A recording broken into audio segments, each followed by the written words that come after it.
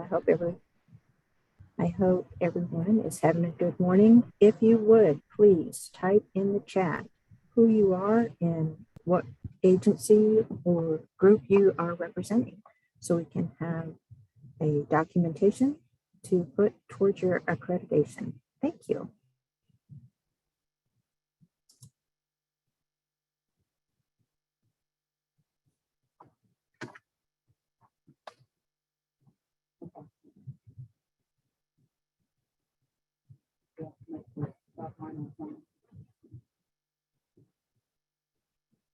Okay.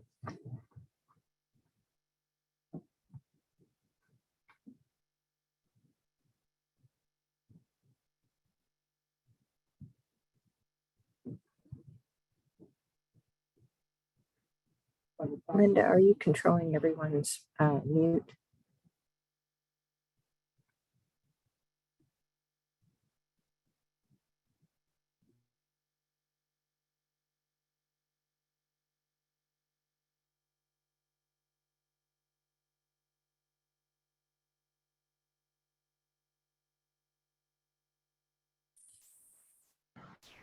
It just bumped me off for a minute. But everyone is muted unless they specifically turn it off.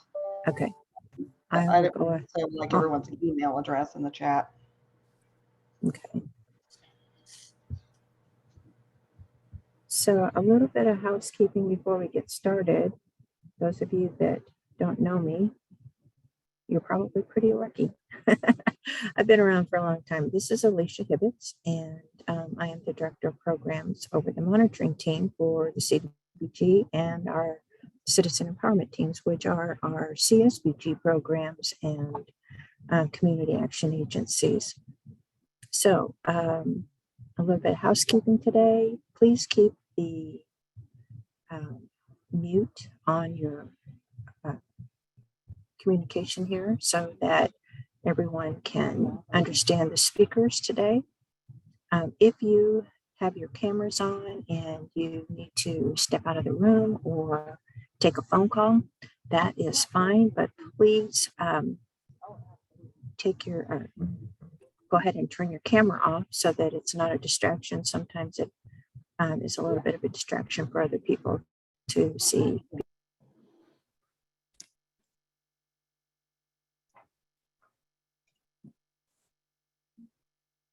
Let's see how I do that.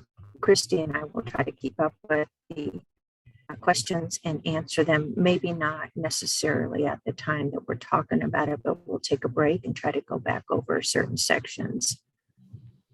Hopefully this will be information that you all can use down the road. There's a lot of things happening here at Commerce, and we're just happy to have you all here. I think we are still waiting on Robin. Has anybody seen Robin jump in yet?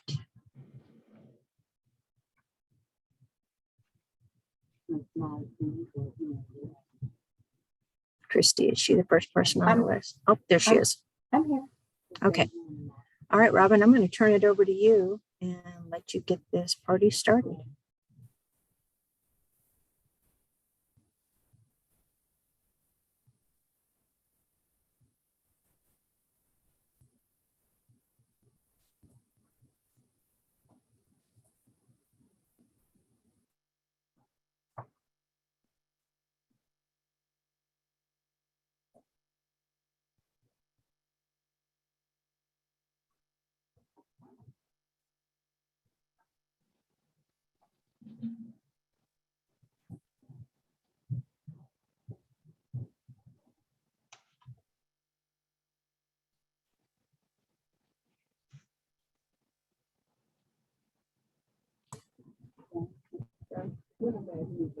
Robin, are you there? I am. I'm having technical difficulties. Oh, I see. Okay. And again, if you haven't done so, please put your name, email address into the chat so that we can have a record of who is in attendance today.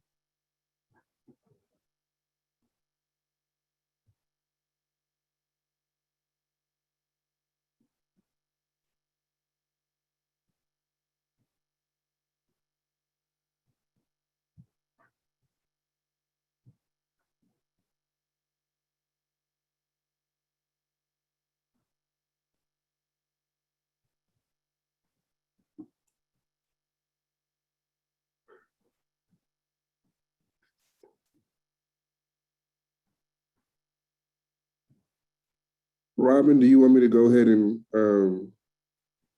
try to get it started while you figure out your technical difficulties? I'm almost there, I believe. It isn't letting me see the share. I don't know what's wrong.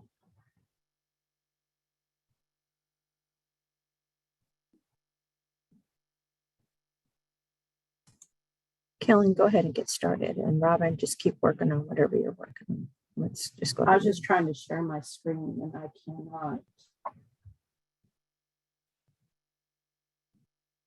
get it to do that.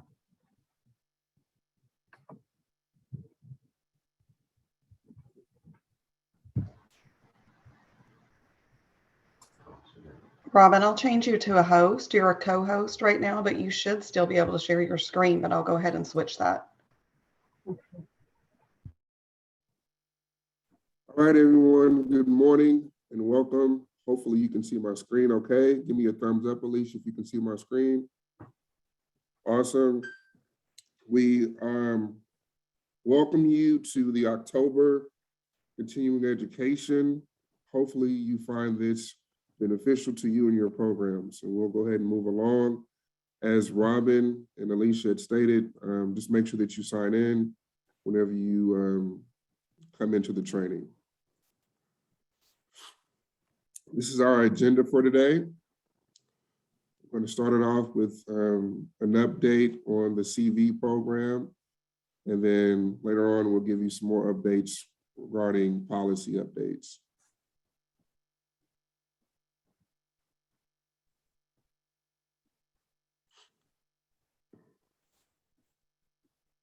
All right, so for the coronavirus program updates, this is where we are so far. We are currently in the third round. Applications for the third round are due back by November 1st. I know that many of you on the call are already working with the CV program. And for those of you that have not yet begun to work with the program, eligible applicants for round 3 are going to be UGLUGs. And an important part of this is that if there's any money left over in round 3, if there's found to be, a need for additional funds in other rounds, we are going to recalculate and distribute the allocation to those communities that did not receive enough funding. So if you're in a community that still needs more money after round 3 has been completed, we will go back and release more funds to you if necessary. All right, round 3 is competitive. The grant maximum is going to be $450,000. The minimum is $150,000. Activities for the third round include the following: utility assistance, mortgage and rental assistance, medical, nutrition, mental health, daycare or after school, job training, and rehabilitation assistance.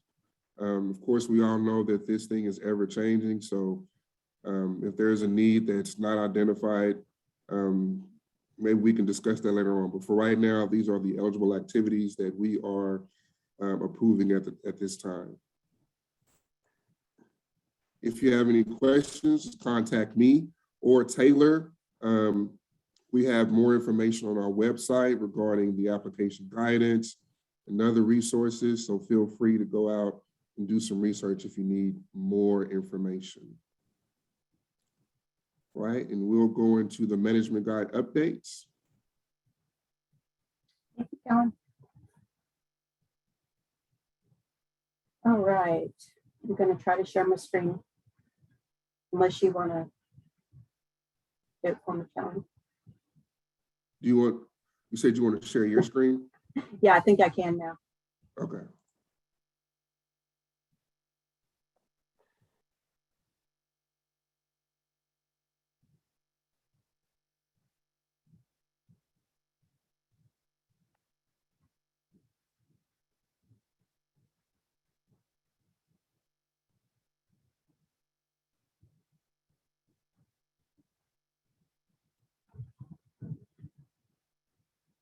Sorry about that, everybody. All right. Is everyone ready for management guide updates? It's been a while.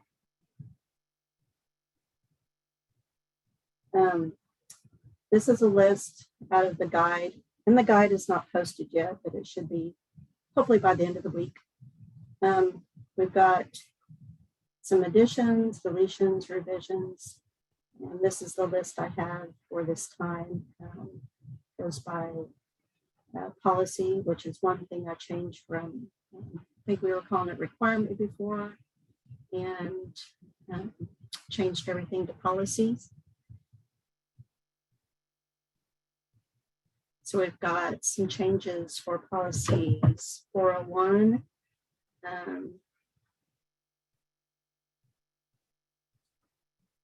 I think some of you have already asked for extensions for the 120-day. Again, this training is basically the same PowerPoint used in May's training, and we just added a few more things. So you may remember some of this. We have included guidance for submitting modification requests for that to be on letterhead. Before it was by email, I believe. We've included some guidance for requesting additional funds to complete an activity. We'll go over that. We've added the EDIF forms to this section. I think before they were just kind of all hanging out there in the attachments. Policy 402, which is, I believe, no acquisition. There's no changes there. Policy 403 is environmental and release of funds. It did update the release of funds checklist and deleted. There was a form in there for the grantee SAM.gov check. I took that out because that is done in the application process.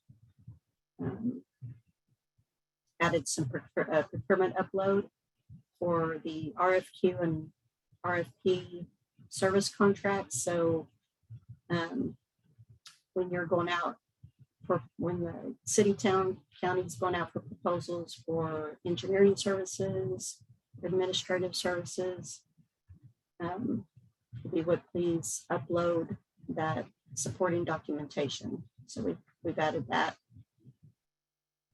We're adding, of course, the new Section 3 policies, guidelines, and then for the checklist, added the Section 3 resolution and plan for the grantee. Depending on how it goes, we may move that to application. It's basically just adopting a resolution and a Section 3 plan for the grantee, and it's just to let them be aware of the new changes. I deleted the form for compliance documentation checklist. It was an environmental form that we weren't using. Deleted the noise abatement and control form. There is a link into the worksheet on the environmental worksheet, so you can access it from there. We deleted the environmental certification form.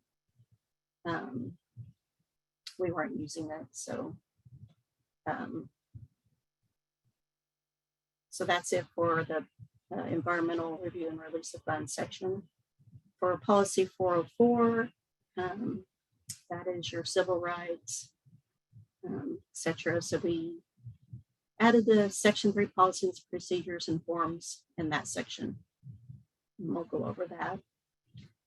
Policy 405 is financial, so there's no, that's not fun. It was procurement. Didn't have any changes in procurement policy. Policy 406 is your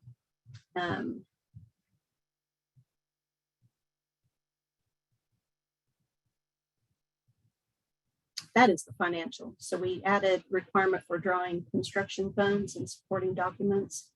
believe we went over that. Everyone's, I think, doing that. Christy can chime in on that if that's still being an issue. Policy 407, revised attachment 23, construction bid document sample. So the sample that we provide for the construction bid documents, I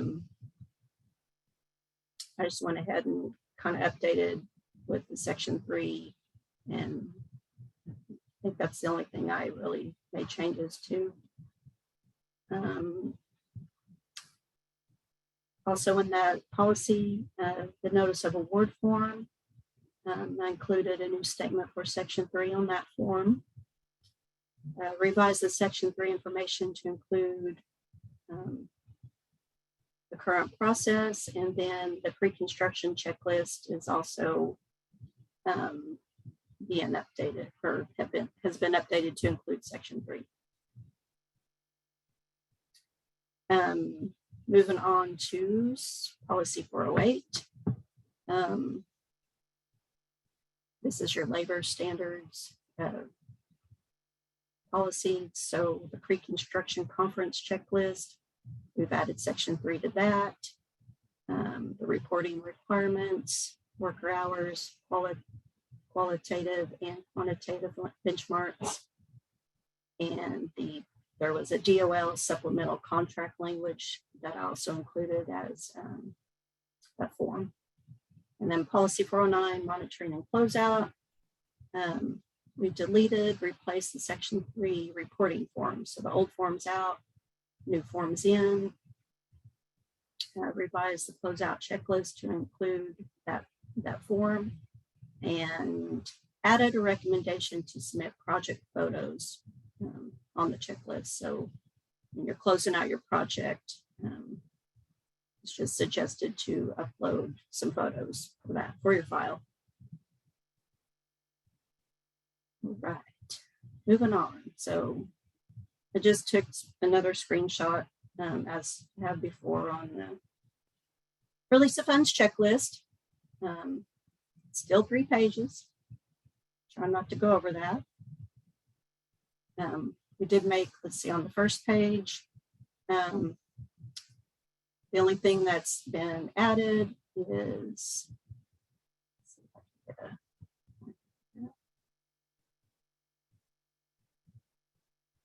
all right, the only thing that's been added is this C, procurement for exempt activities, upload the RFP and RFQ and service contracts.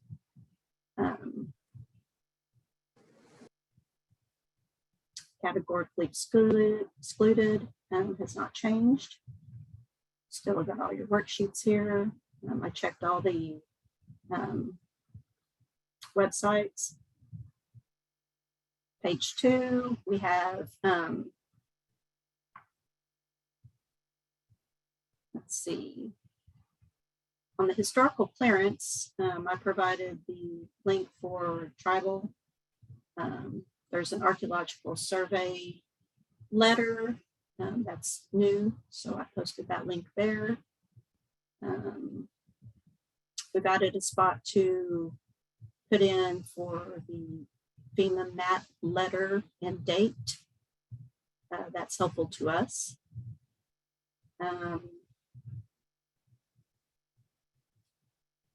Let's see, the only other change on this page would be the distribution list. Included that. Some people were forgetting to include that. And then on the last page would be for your environmental assessment review. So it's basically the same as category excluded, except for I included the combined notice, proof of publication posting. No, that was already there. All right. Robin. So on the other requirements, contract conditions, we've got leverage matching funds still on there, your insurance and bonding, anti-displacement plan, for housing activity. I did notice that's in the application process, a lot of people are uploading an activity for fair housing, and that's fine, but some of you aren't. So I've just included it on the checklist. If you've already uploaded something in the application for the year, go ahead and include it in this upload if you don't mind. That way we can keep track of it instead of going back into the application uploads, because we don't know it's there unless we go look. Section 3 got the resolution and plan adopted by the subrecipient, and then the engineer acknowledgement form, and then the DEQ permit to construct. That is a lot for your release of funds checklist, and hopefully one of these days cut some of this down, or at least not go past 3 pages. All right.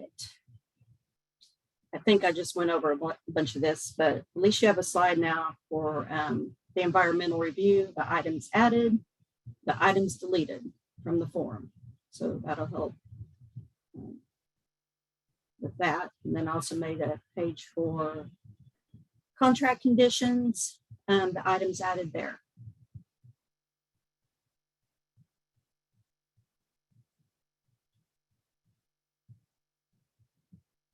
All right, we went over weekly payroll reports. We're adding that to the financial policy for supporting documents with your the contractor's monthly pay requests, their payroll pay reports. So if they can send in the weekly payroll reports with their monthly pay estimate, and guys will upload all of that for payment. A lot of you are already doing that, so that's great. So thank you very much.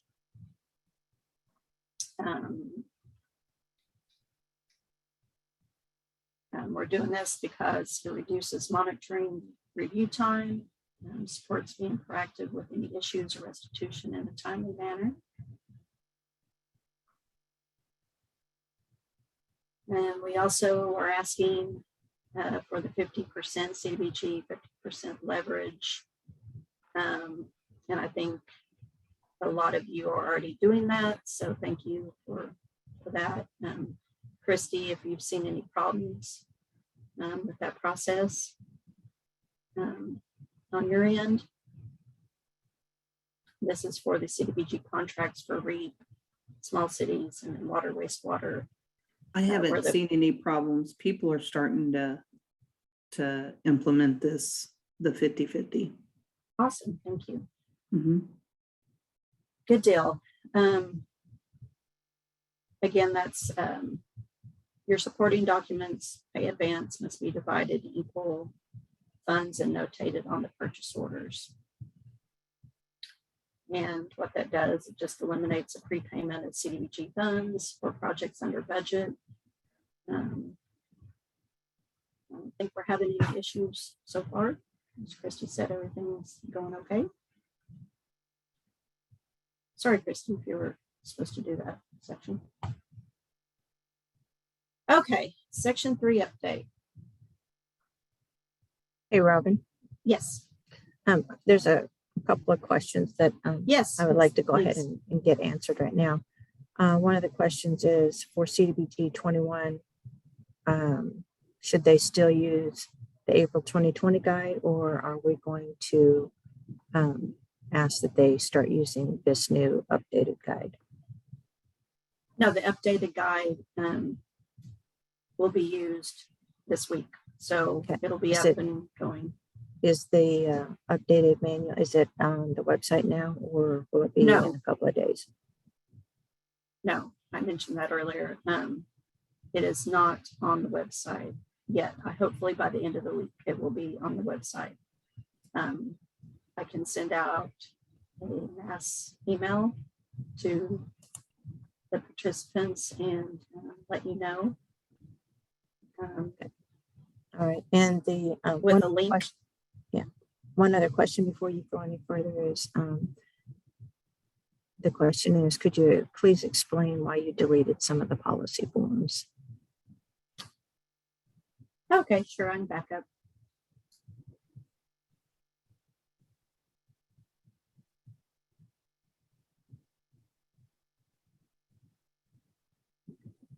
Let's see.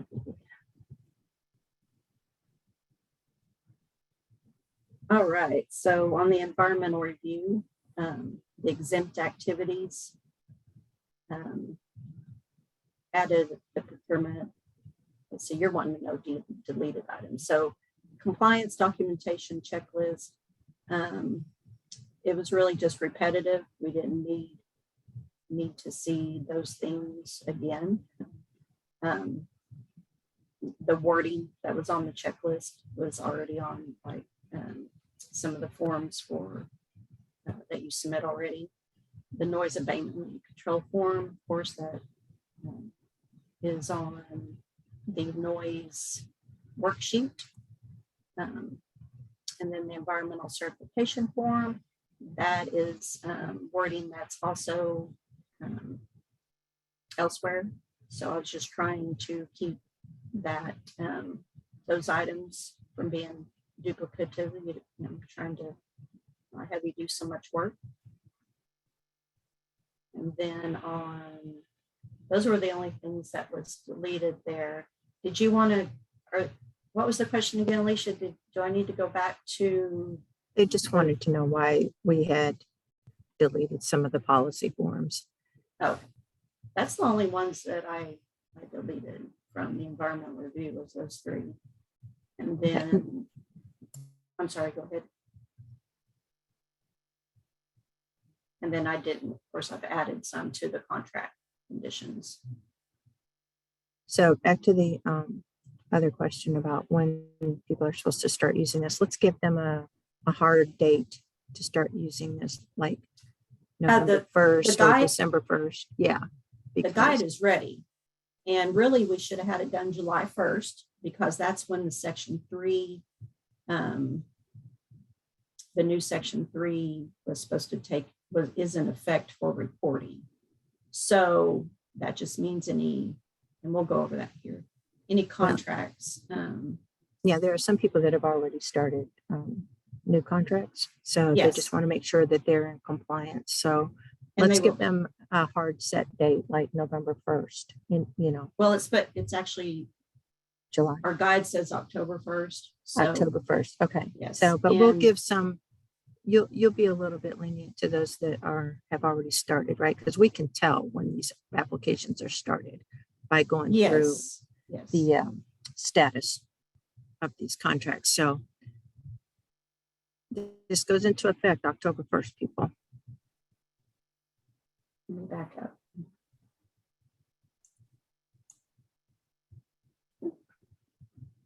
Did you revise the checklist too?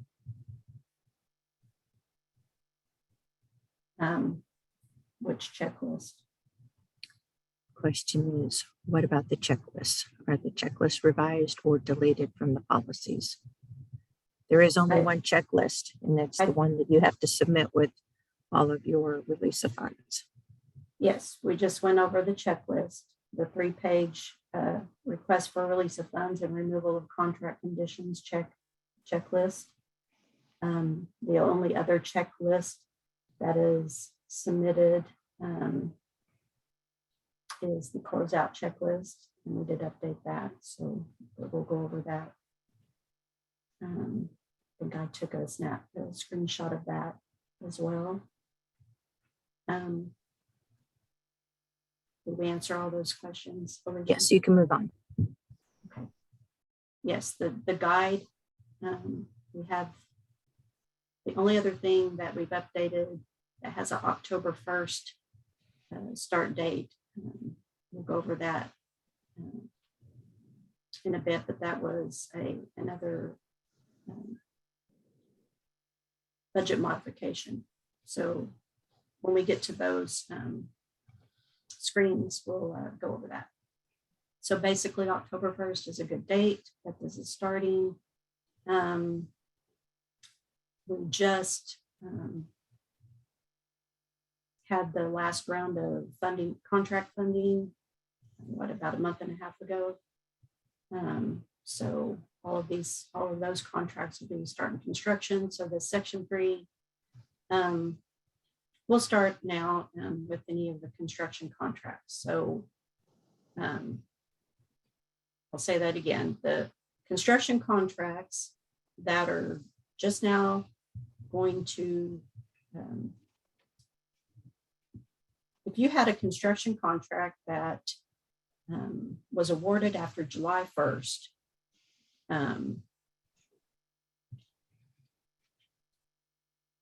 that actually needs to be tracking the Section 3. So in May, we went over this and we gave you the update for Section 3. So you kind of knew it was coming. We have the forms now that everyone's going to need. So Christy and I just did the HUD training last week. It was 3 days, 3 half days. And so hopefully we both understand what we're supposed to do. All right, Section 3 update. This was in the last training in May. The screen here, I kind of went through the same screens that we did, and then I just kind of added to them from the training that we attended last week. All right, so we've got Section 3 business concern. And this is a screenshot. Let's see. What does, for the Section 3 businesses, if they're wondering if they're a Section 3 business, HUD has a lot of the, they are beefing up their Section 3 website. And so they are not finished with it yet. They're adding a lot as they go along on forms and everything, but hopefully I've captured enough to help us out to get us through this. So for Section 3 businesses, there's a link I've provided here for the business registry. There's a questionnaire here. Am I a Section 3 business? So they can fill that out. There's a question on percent. It says at least 51% of the business owned and controlled by low or very low income persons. And so A, B, and then they can check their answer. And then the second question, were 75% of the labor hours performed for business over the prior 3-month period performed by Section 3 workers? So they can fill that out and check their answer. And then is at least 51% of the business owned and controlled by current public housing residents or residents who currently live in Section 8 assisted housing. So that's for the PHAs that are also involved in this Section 3. We're just going to concentrate on the construction contracts for CDBG. So they can go to the Section 3 registry and they can, it's a database that HUD maintains, and the agencies like Department of Commerce that receive HUD funds, you can refer to that site. It's a searchable listing of the firms that have self-certified. We will also be asking the grantees to assist with that and get their contractors the information from them on self-certification. And they can use this website as a tool to assist them in locating the eligible businesses. Section 3 worker, or Section 3 service area means it's described as the neighborhood of the project. So an area within 1 mile of the Section 3 project, or if fewer than 5,000 people live within 1 mile of the Section 3 project, will be sufficient. Section 3 workers. So this describes what a Section 3 worker is and what a Section 3 targeted worker is. And then we're also going to go over, we have a link for the youth build participant. So what is youth build? I looked on, there is a map for youth build on this site. There's two links here. There's two different links. There's youthbuild.org, and then DOL also has a list of agencies for youth build. So it's a training program for youth, and the map that I saw on one of these websites indicated we have two in Oklahoma, and it may not be updated, the map, but so any of you out there that are familiar with youth build, this can be used to document the workers if need be. All right, to go back to the service area, definition of the service area, this is just another, this was in our training, so it's a PowerPoint page from our training that we attended last week. So it kind of just better defines the target, your service area, and the target within that on the 1,000 population area. Then you've got your 2,800 or expands to 25 miles, and then to expand to 50 miles, the 5,000 population. All right, certification of targeted Section 3 worker. So this describes that it'll be on the employer's confirmation of the worker's residence. So he can make a distinction between his workers and his targeted workers if their workers are living within that 5,000 or even the 1,000 mile of the work site. And then also he can certify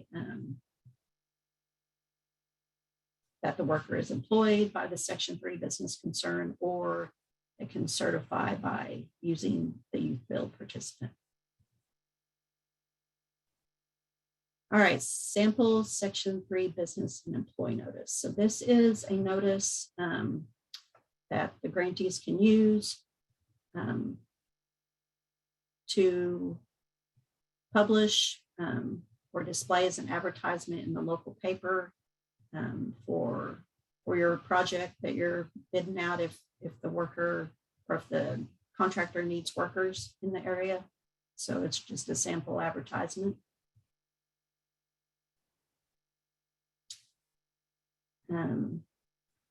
This is a form that we have in the guide for that, for the worker to designate. Says an individual who works or seeks to work on Section 3 project must certify his or her eligibility to be classified as a Section 3 worker or a targeted Section 3 worker. So they'll fill this out, and you'll have that as your supporting documents. And then also we're asking for a monthly Section 3 utilization report. So what this report will be turned in with the contractor. This is for the contractor to use, the Section 3 contractor. So he can keep track of the employees. So we go back, the employees will fill this out, and they're going to use that form to fill out this form. And it's going to define whether they're unclassified or Section 3 or a targeted Section 3 worker. So that'll be helpful. These will be turned in with the contractor's monthly pay estimates and their weekly payrolls. So now you're got another layer added to your contractors' monthly pay estimate. So supporting documentation with their pay estimate will be this monthly Section 3 report and their weekly payroll reports.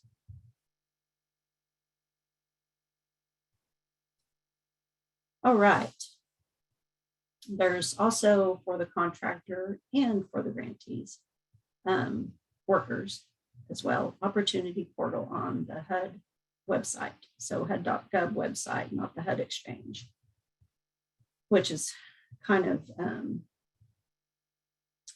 I can't believe they still have both, but they do have both and they do update both. They have HUD exchange and then they have HUD.gov.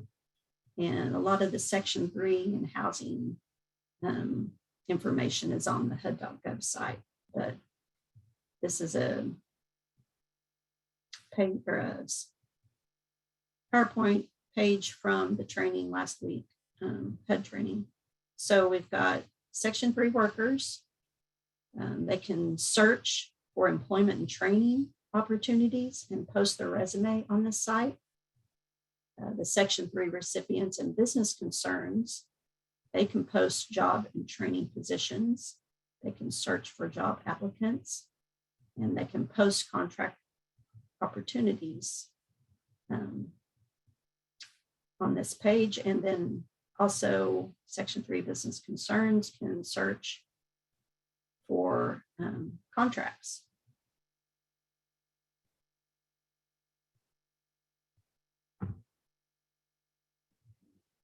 Hey, All right, Robin, this is, yes. Robin, before you start, there's a question. It says, is the utilization report required for all contractors or just Section 3 firms? All right, so your Section 3 contractors, if their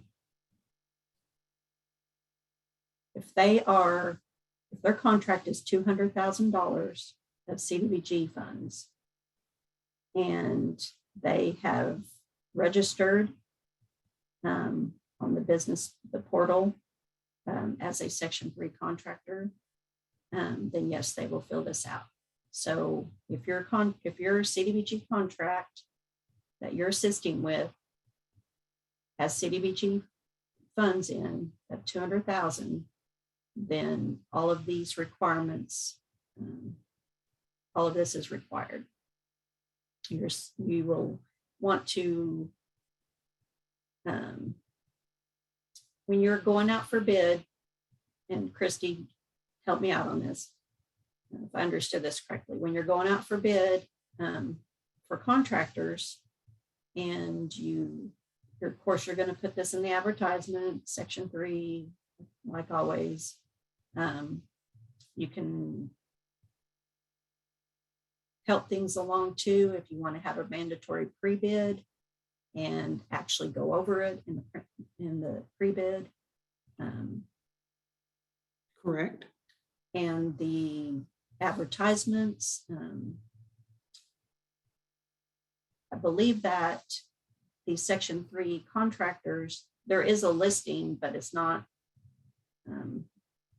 we have one on our website of known Section 3 contractors.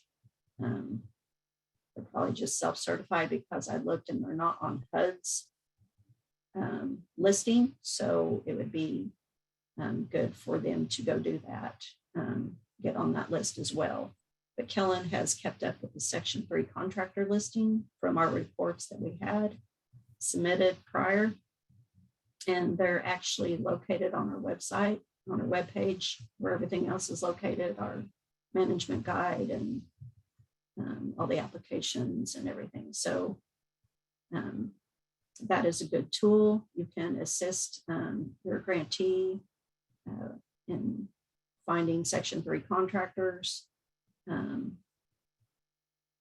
then two, I believe they said if when you open bids, you normally are looking for the lowest and most, lowest and best bid, especially with money. However, you can also look at Section 3 if they're a Section 3 worker and use that to along with awarding your bids or deciding if you want to award to that contractor. Choosing a Section 3 contractor can be useful, of course, with compliance with this Section 3 policy. Do you have anything to add to that, Christy? It's kind of all I remember from the training. No, How that's to what get we, a Section 3 contractor. right, that's what we discussed afterwards, and I think you captured it all. So just to reiterate, they said, so the answer to Barbara's question, sorry, because Barbara asked that question, it applies only to Section 3 contractors, correct? Yes.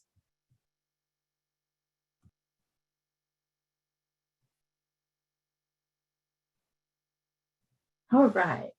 The opportunity portal, back to that.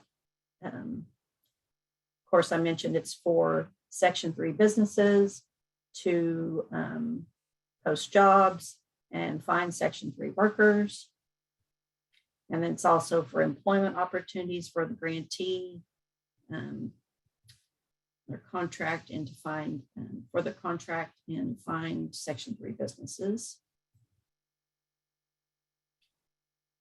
Section 3 benchmarks. So this is where we get into why we're doing this.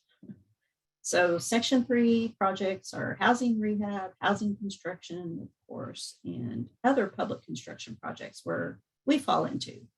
We're the other public construction projects assisted under HUD programs. So like I said, when the total amount of assistance to the project, the HUD assistance to the project exceeds a threshold of 200,000.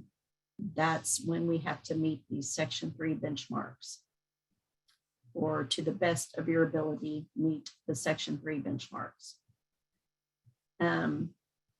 So we've got a 25 and 5 rule that we'll go over. So we're the 25% for community development projects. The benchmark Section 3 workers is set at 25% or more the total number of labor hours worked by all workers on the Section 3 project. And then the benchmark for targeted Section 3 workers is at 5%. So that means that the 5% is included as part of the 25% threshold. So it's kind of tricky. So your safe harbor benchmarks, you've got your workers, your Section 3 workers, and your targeted Section 3 workers. And then we've got the Section 3 labor hours divided by the total, and then the targeted Section 3 labor hours, which includes the other labor hours, and divide that by the total. So we have a form, of course, that will calculate all that for you. You just need to know your total labor hours, and then who is a Section 3 labor and who is a targeted Section 3, or I'm sorry, who's a Section 3 worker and a targeted Section 3 worker. And then your safe harbor compliance check says, what if a recipient can't meet the quantitative benchmark? So your 25.5%. And the prioritization of effort, which we'll go over in a minute. There's a slide on that. So you'll need to, the grantee will need to provide evidence that they have made qualitative efforts to assist low and very low income persons with employment and training opportunities. They are in compliance with the safe harbor if they met or exceeded these benchmarks and they followed the required prioritization of effort, which is certification of prioritization of effort. So employment and training to the greatest extent feasible. So that's your other kind of rule to this is all to the greatest extent feasible. So we've got Section 3 workers residing within the service area or neighborhood of the project. And then also if you can tap into that youth build program, participants. Then we've got contracting. So Section 3 business, yes. I'm sorry, before you move on, it says, what do you consider as cumulative effort? All right, so we're back to this slide here.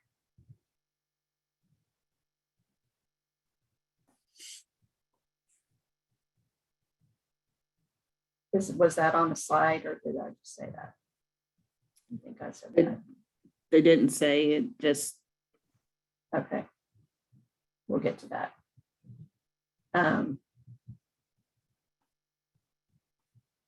So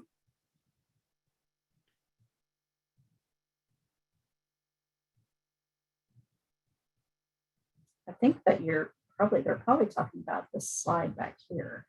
But are you talking about the quantitative and then? Yes, quantitative. I'm sorry, I said the wrong word. Okay. I was like, I apologize. don't think I said that word. Yes. I'm Christine. sorry. Sorry, Millie. You did that on purpose, Christine. Okay. What if a recipient can meet the quantitative benchmarks and then the qualitative? We're going to go over that. It's on a form. We've got a form for that, Millie. All right. Complied safe harbor. We cover that one. All right. So there's the prioritization. So you've got your employment and training. Prioritize that. You're going to try to make your efforts for getting the workers from the service area within 1,000 miles of project area, or at least 5,000, whatever. That can be your targeted workers. Also, if the contractor has their own workers, and we'll go over this too, but if they have the contractor brings their own workers, so you're hiring a Section 3 contractor, he's got his own workers, and he may or may not need to hire any workers in the service area, which that's okay, just helps for that targeted worker benchmark that we're trying to get. So any efforts you can make with the contractor with targeted, that's what an effort would be there. And then contracting,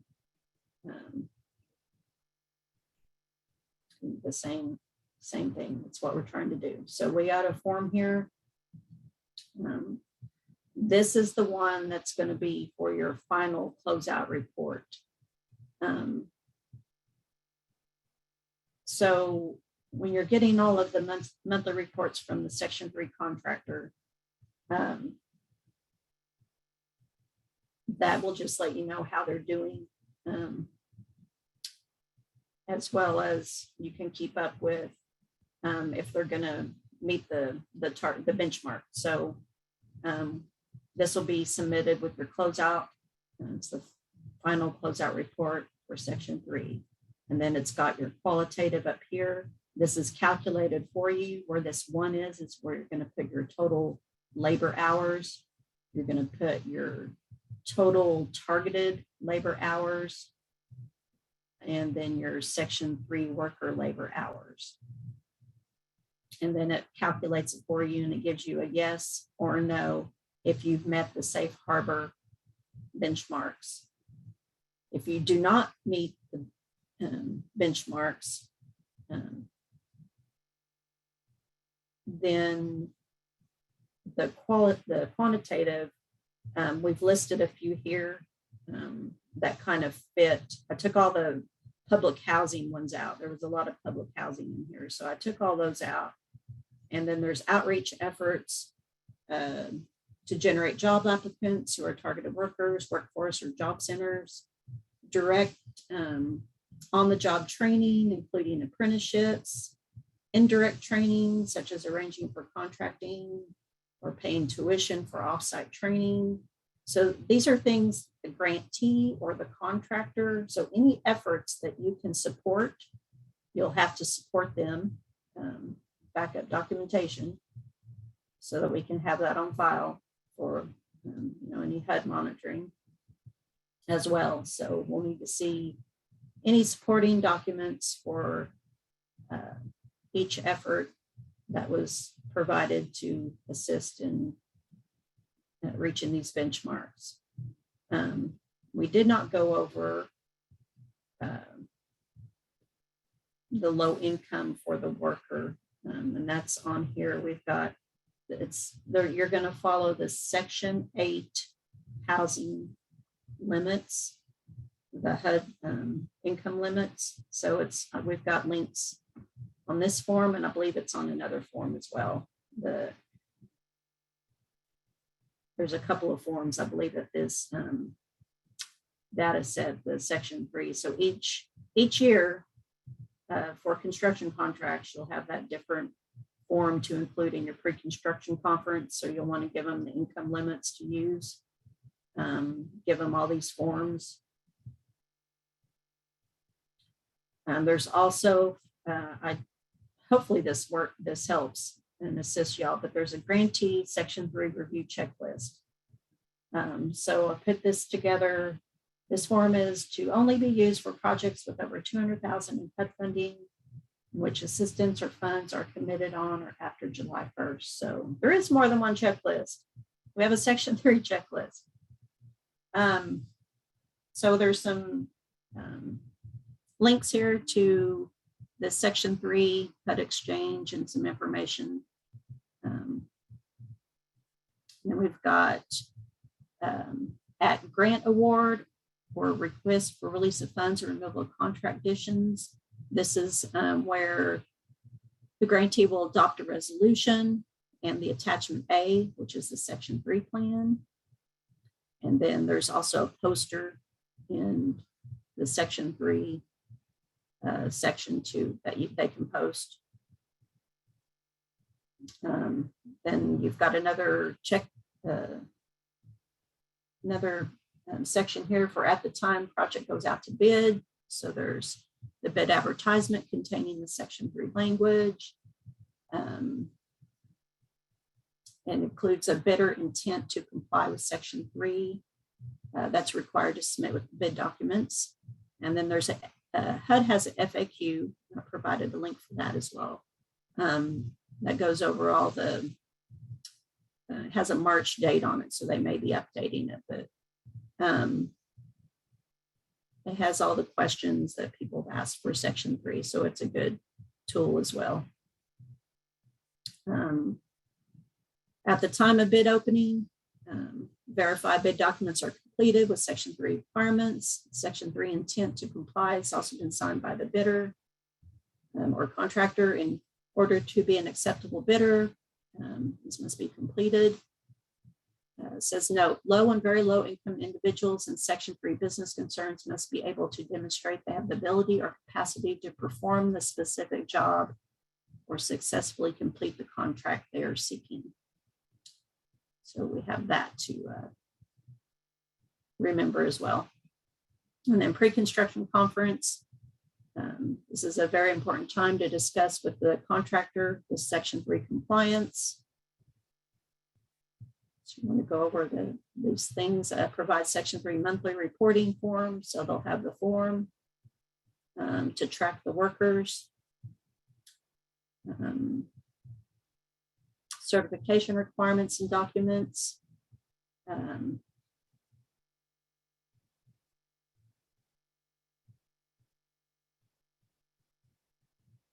believe there is one more page. So there's 3 pages to this checklist as well. Encourage contractors, if they're using subcontractors, to directly solicit from Section 3 disadvantage and small business. So that can be, that's a qualitative effort for Section 3.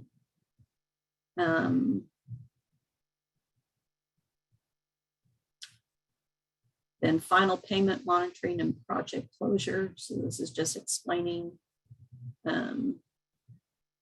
to keep your documentation, maintain your direct solicitation, advertisements, all your procurement records. Before a final payment, we should have all of this documentation before a final payment, or the grantee should have all the final or all the documents they need before they make a final payment to the contractor. So when you submit for final payment, it may not be the final payment paid out of CDBG. Maybe it's leverage that's paying the final payment or whatever, but we still need that closeout to see all of that before we can close out the project or the contract. All right. Let's see, how are we doing on time? 9:30. All right. Components of a Section 3 plan. So we've got a Section 3 plan for the grantee, and then I think I put one in here for the contractor. So they can, it's a plan so they can submit with their bid documents that they, have a plan for hirings and hopefully compliance. So we've got a policy statement, purpose, Section 3, goals, safe harbor, the things that we've already went over. Reporting deadlines, there isn't any for the public housing. We just, we compile all the documents at closeout, and then at closeout we report all the Section 3 benchmarks into the HUD IDIS system. So that's how HUD's gonna get their information for Section 3 now. So it'll also, the information goes into our paper every year.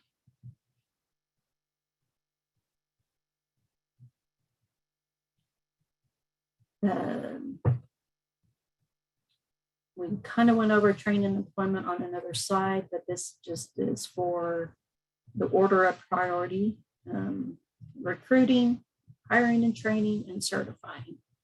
So those are 3 steps that, 3 important steps to get our benchmarks met. All right, Section 3, professional services. Professional service contracts are not required to be reported under Section 3. So they're considering professional service contracts for non-construction services because those require an advanced degree or professional licensing. So they don't fit the Section 3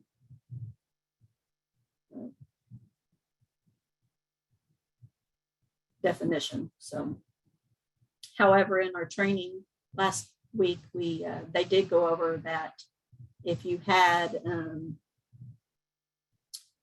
someone that is professional, maybe even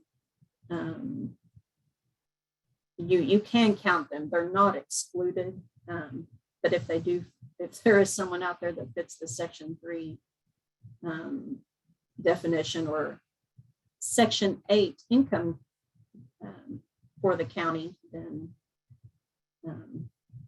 they can be eligible and can be counted as a Section 3 worker. But for the most part, you can ignore all that. It just helps if you not meeting your benchmark, that if you did know you had some low-income workers in the professional services, then you could count them. This is a slide that is from the HUD Exchange, I believe.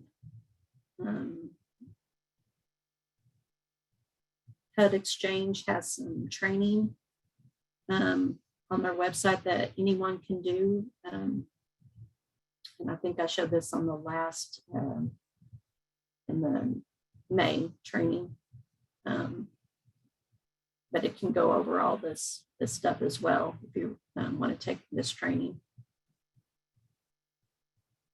And then we have a link for what are the low income and very low income limits. So like I said before, the Section 8 are to be used, and there's another link of where they can be found. And then this is just all of the Section 3 forms and samples that are going to be in the guide. So it just kind of shows you all of the Section 3 checklist, the Section 3 grantee sample plan, the sample resolution. HUD has a complaint form on their website, so I included that. If the grantees receive any complaints, or if anyone wants to complain about the Section 3 in their community not being, I think it's more of a kind of like the housing complaint form. Business registry, there's the poster I mentioned. I could only find one. They only have one on their site right now. So it's for the Section 3 businesses to get registered on that site. And then business and employment notice sample. So that's that notice that the grantee can use to publish in the paper or put on their website or anything that when they're looking for workers, the targeted workers. Section 3 clause, that's been revised and updated, so that can go in the contracts. And I did include it in the sample construction bid document. Section 3 contractor business self-certification form, an estimated workforce breakdown form, the contractor sample Section 3 plan, and then the monthly report, and then the worker status certification. So those are all the reports, and then the closeout form is with the closeout section. So this is all of the policy 404 forms for Section 3. All right, I'm going to quit talking now. So I hope I didn't bore you to death. I'm sure I did, and probably need to wake up from your nap. And Christy's going to talk. Thank you, Christy. You're welcome. Good morning, everybody. I'm going to be talking about contract modifications, requests, and approvals. Robin, you're going to have to click it for me.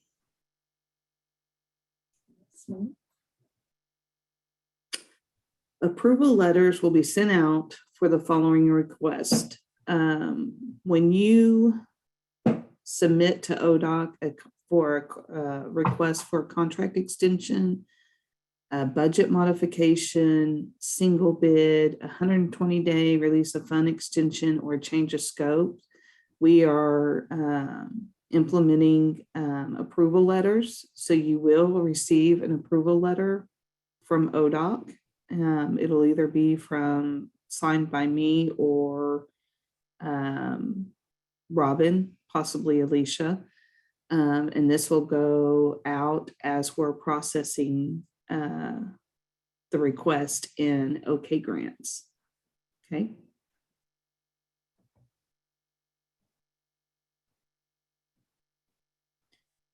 All requests other than the budget and contract modifications must be submitted via email to both Christy and Robin for processing. The reason why we ask that you copy both of us is, as you know, it's just Robin and I working the CDBG program.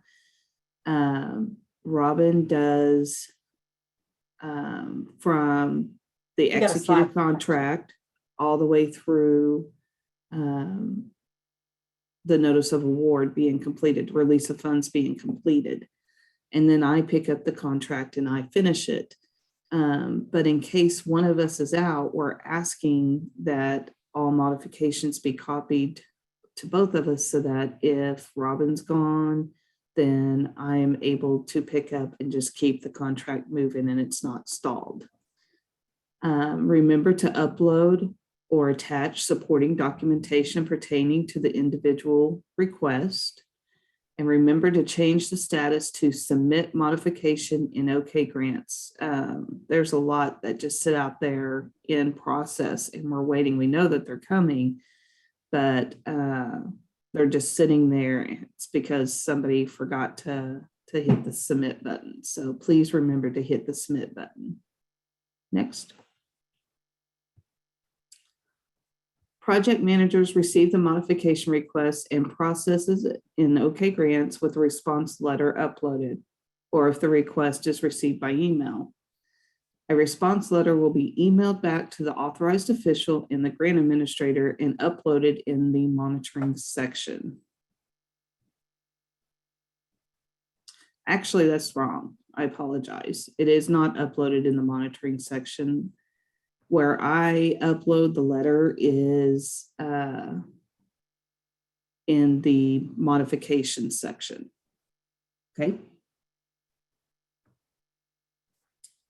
So policy 401 project and budget modifications effective October 1st. This is also in detailed in policy 401 in the project management guide. The request for additional funding, construction only, one-time increase. It's the same as before. The grantee's letterhead, the request needs to be on a letter form on the grantee's letterhead. It needs to be signed by the authorized official, and it needs to be submitted in OK grants under the modification. And make sure that the description box, you're detailed in the description of what it is you're asking for. Bids received for over proposed project budgets. Is this the first bid? Alternative discussion for rebid? The procurement requirement met? Adequate solicitation? Bid ads? Plan rooms? Bid sheets and tabulations. These are all things that we consider for the increase before we approve the increase. So we take, once the modification has been submitted to ODOC and Robin or I see that it's an increase, we are going to take it to the ODOC review committee to consider the request. And the individuals in the ODOC review committee are the division director, which is Marshall Votes, Director of Program and Planning, which is Rhonda Harding Hill. Director of Programs Monitoring is Alicia Hibbets. Program Planner is, depending on the program, it's either Karen Adair or Mike Sexton. The Project Manager, which is me or myself and Robin. And then the Budget Officer, which is Amanda. I have completely lost her last name. Campbell. Thank you. So those are all the individuals that will be in the review committee discussing the increase of the modification and all aspects of it. And also I wanted to include on the program planner, our contract specialist. She is also learning the program planner side. So she will also be included, which is Charlotte Conant. Okay.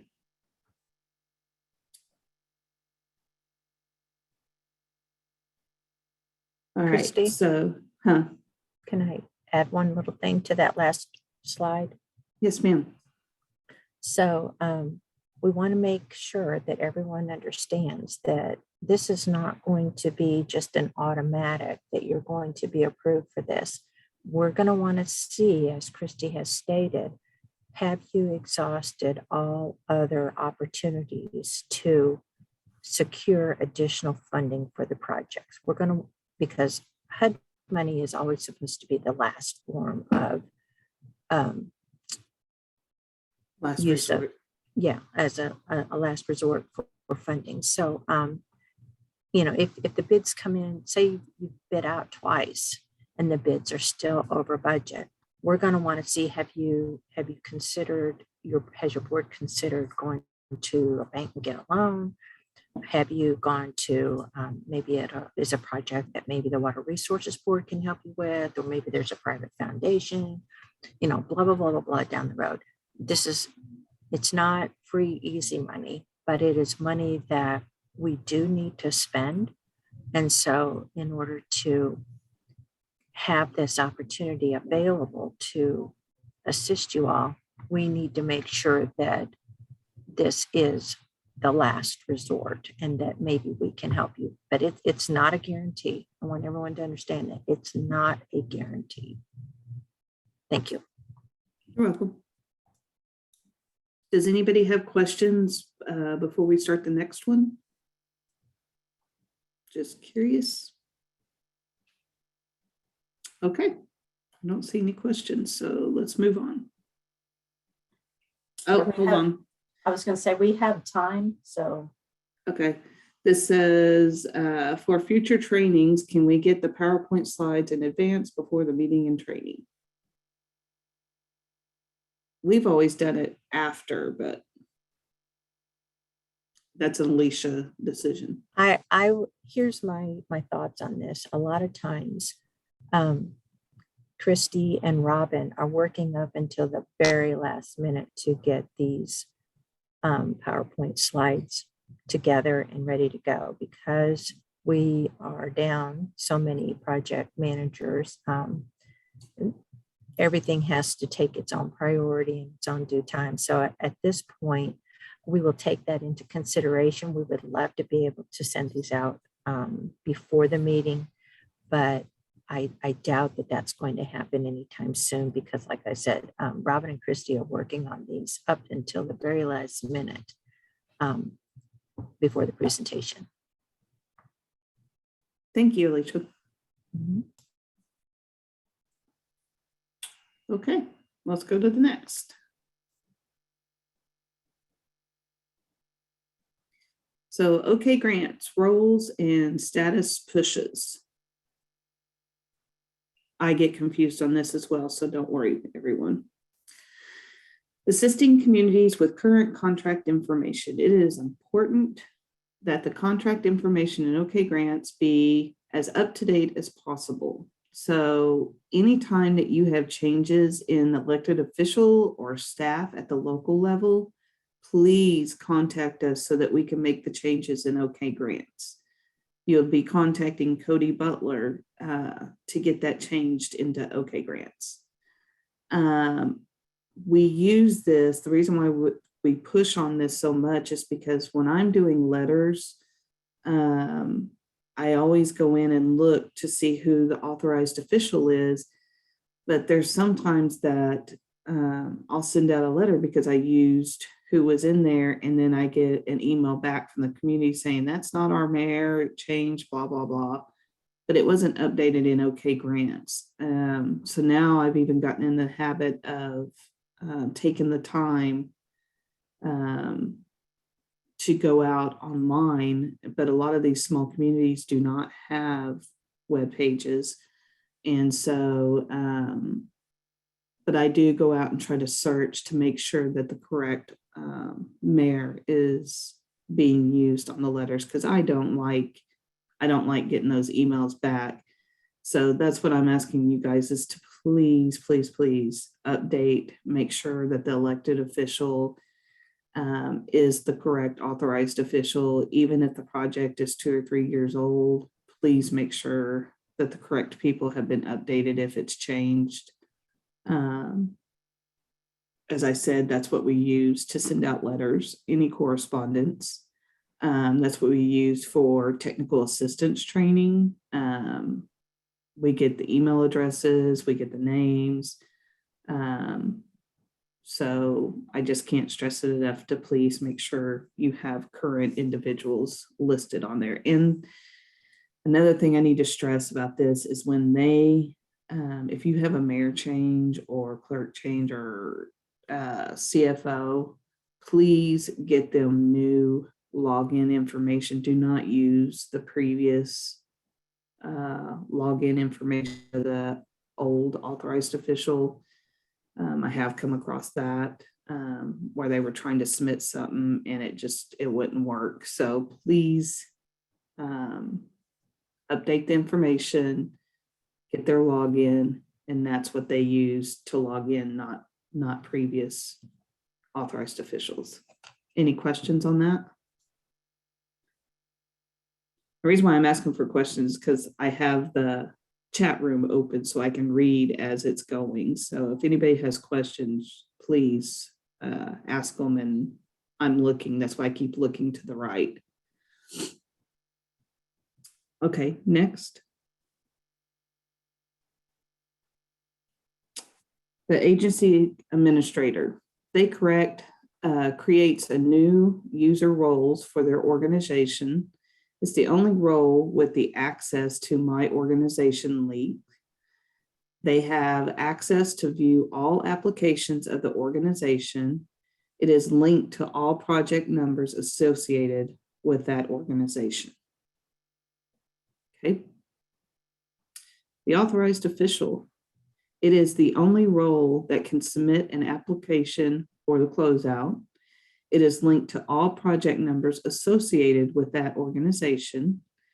It executes contracts and submits release of funds, and it has full permissions. Okay. The financial officer in OK Grants has access to view and write the application. It is linked to all project numbers associated with the organization, access to view, edit, submit, pay advance requests, and expenditure reports, modifications, and audits. Next.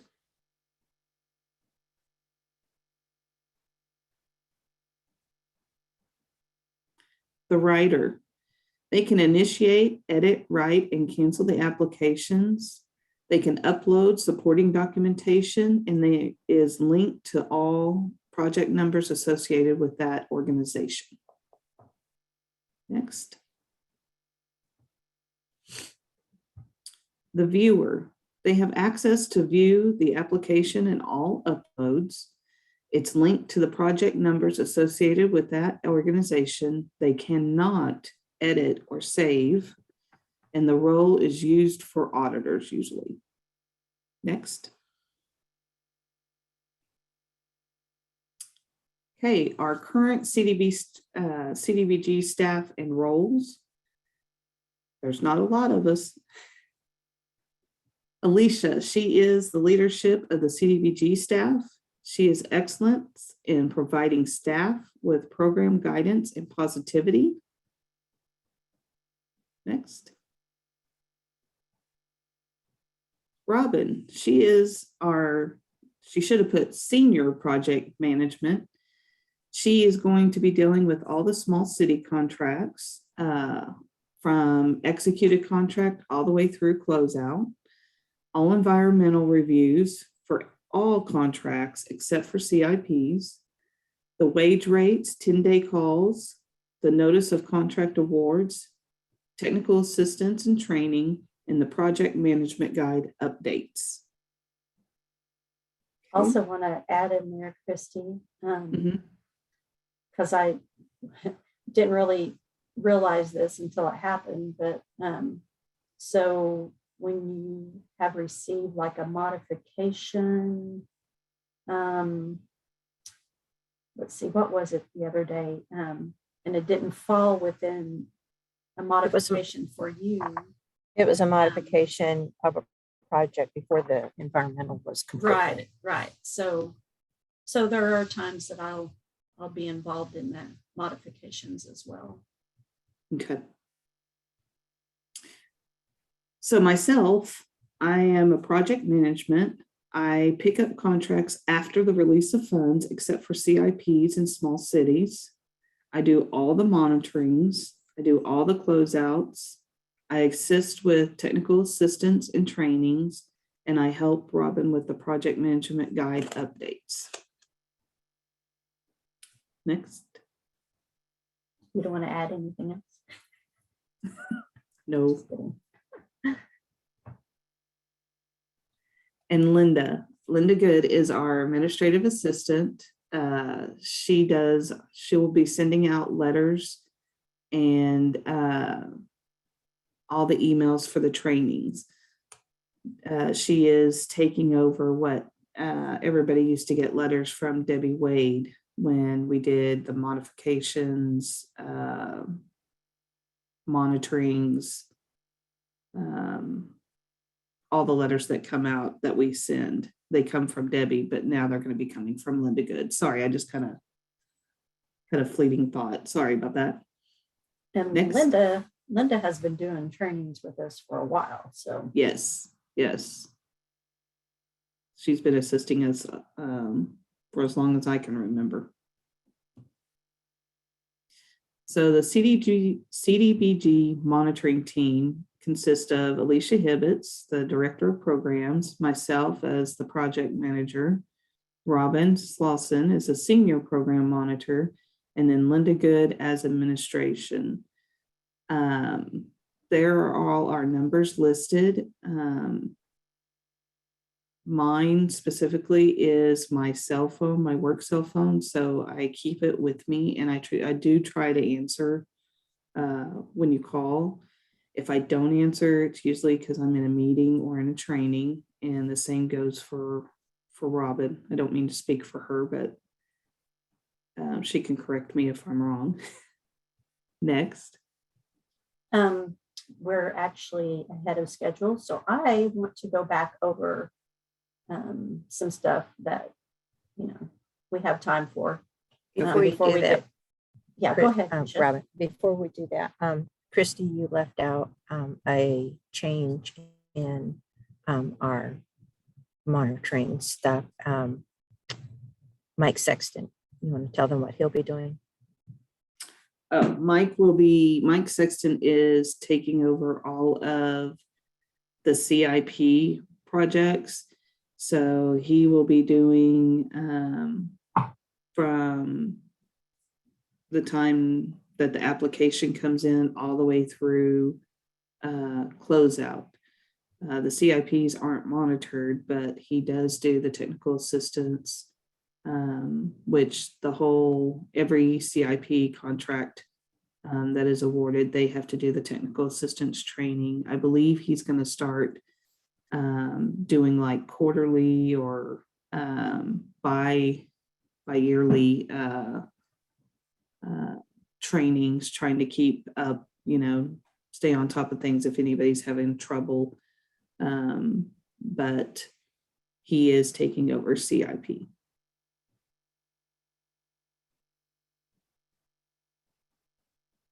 So Thanks, before we go Christy. back with Robin, does anybody have questions for us about the team or how we're processing things?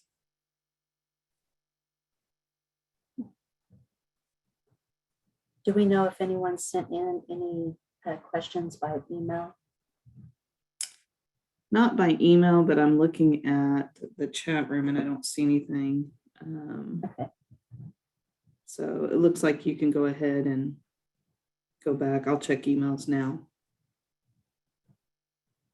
Okay. Or if anyone wants to go over anything more detail, I thought I would just go and back to section 3 a little bit and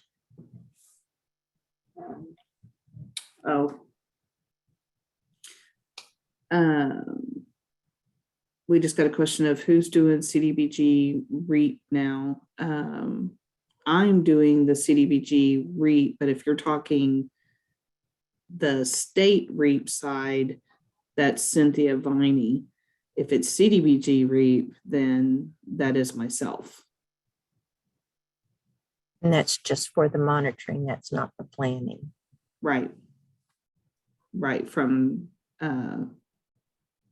Robin takes it from executed through release of funds being completed, and then I pick up and go through the monitoring. It's the same process for CDBG REAP. State REAP is all Cynthia Viney. And then Karen will Mhm. be the planner for the CDBG REAP. Thank you, Rhonda. Correct. Thank you, Rhonda. Yep.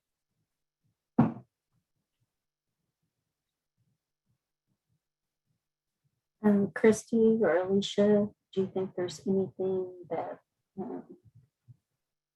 we should go over? I think I could,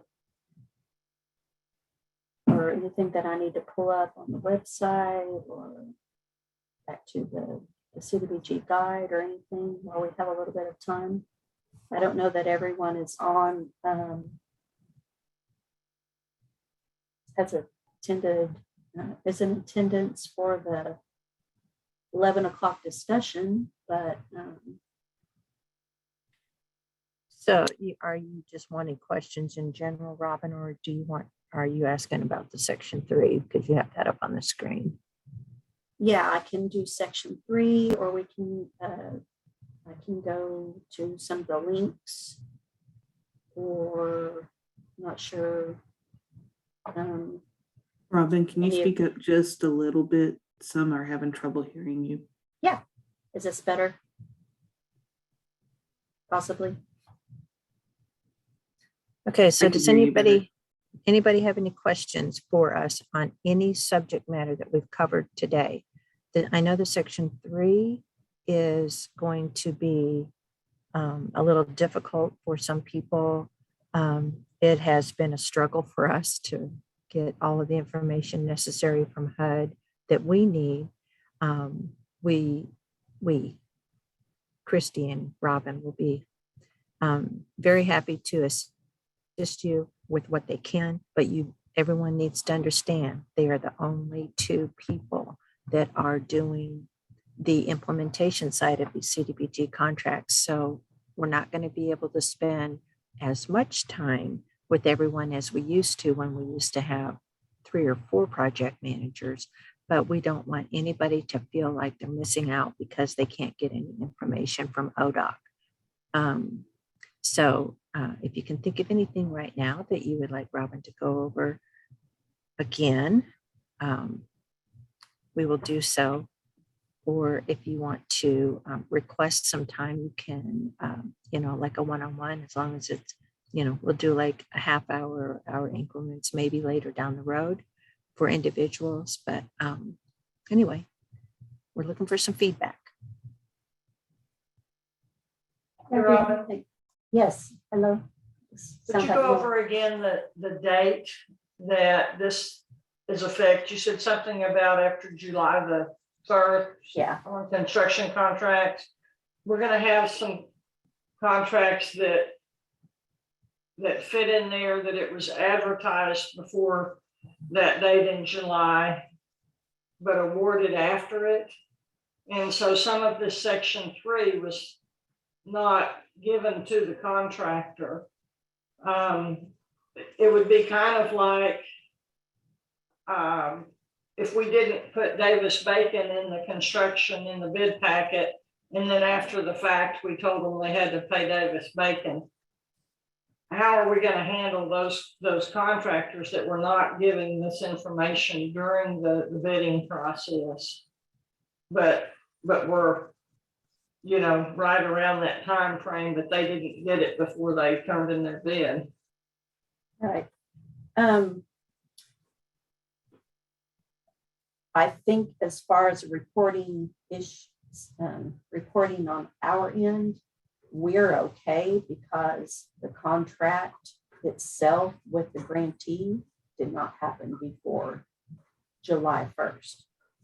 So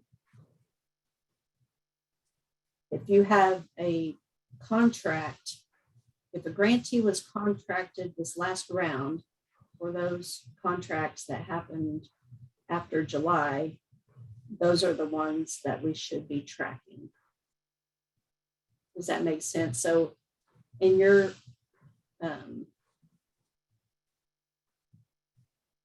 your project that you're referring to,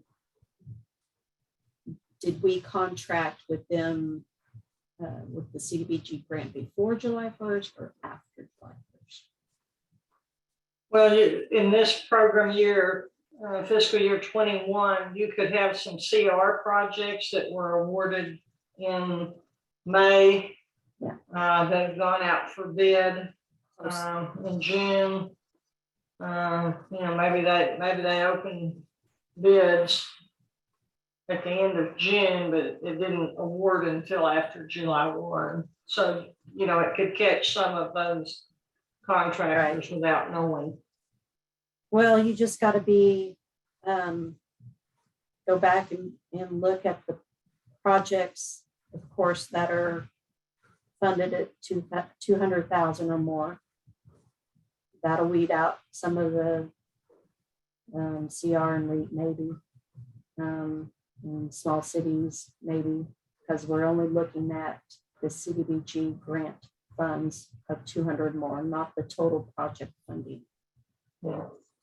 As when it begins. Okay. So You could also have some previous year contracts that were just now bidding in 2021. Maybe they were funded in 19 or 20, yeah, and they're just now, you know, so it might catch some of those too. wait, yes, you can. It's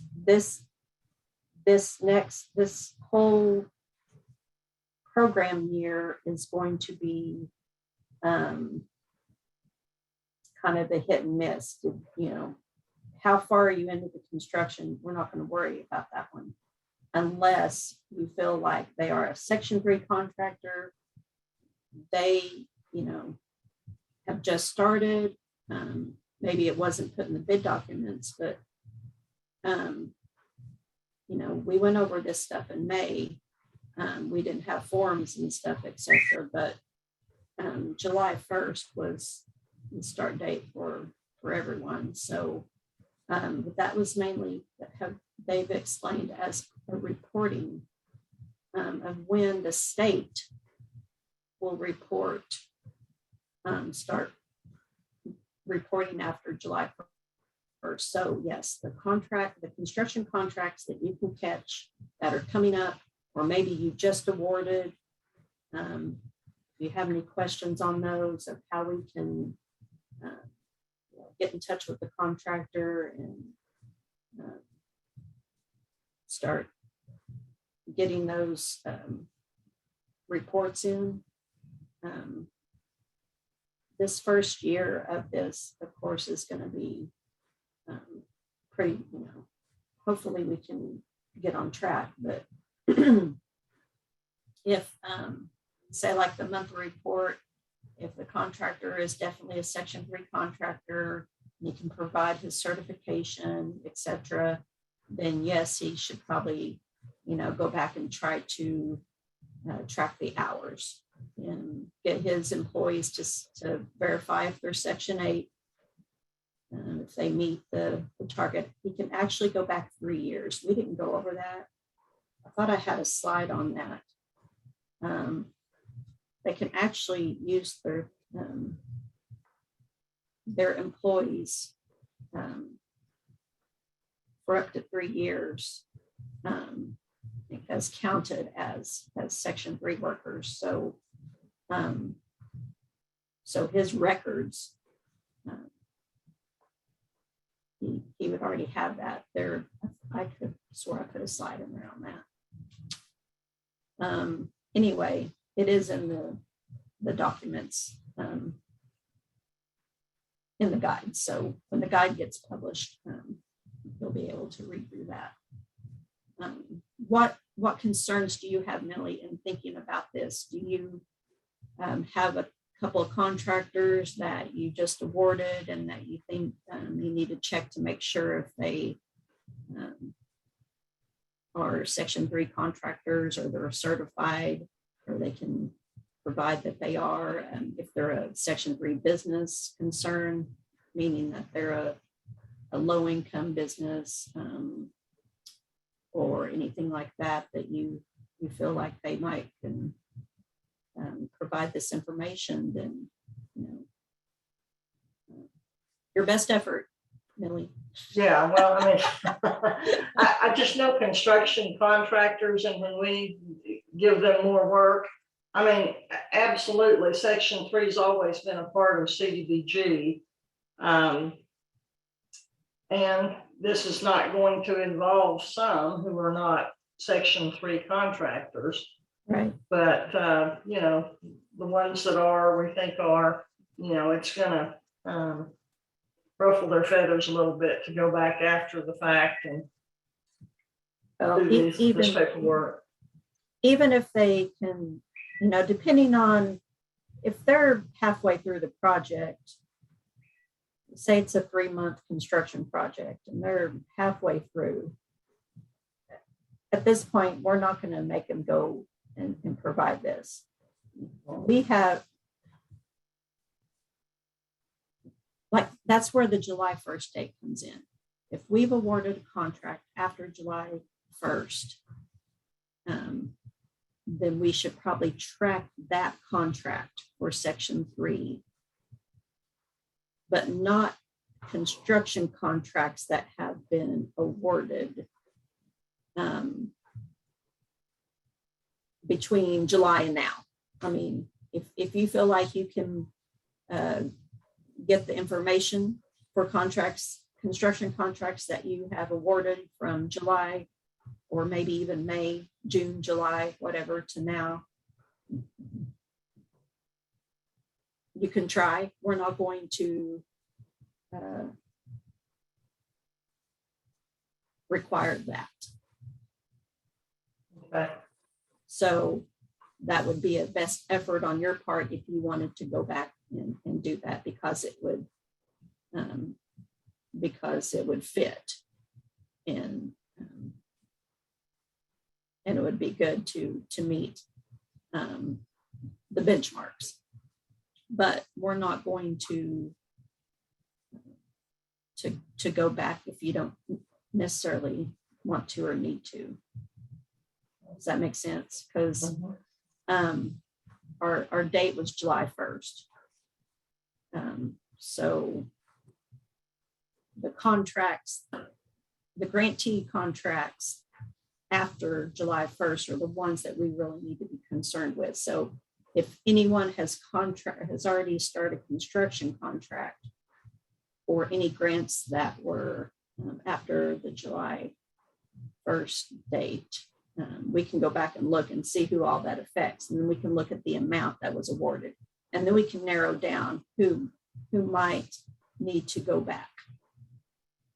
So I can take a look at that and make a spreadsheet and see if there's anyone that fits that we funded after July 1st, and get in contact with you to see if you have any questions on that. And then anyone else that's coming up with the bidding, like I said, I've tried to include it in the sample bid document, and of course all the forms and everything are going to be in the management guide, and I'm going to try to have that posted this week. It could probably get posted today. I'm just not sure if they're backlogged or if they, if anyone's in the office to do that, but surely it'll get posted this week. Does that make sense?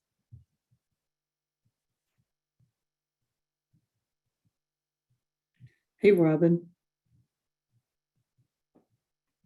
Christy? We got asked a question if we could include the question and answers for this training in the distribution when we send out the PowerPoint. And I just wanted to make a note that we'll do our best to get all the questions typed up and then the answers, and include that with the PowerPoint. Sounds good. I mean, I can go over that again too. Did I answer your question, Melly? I mean, is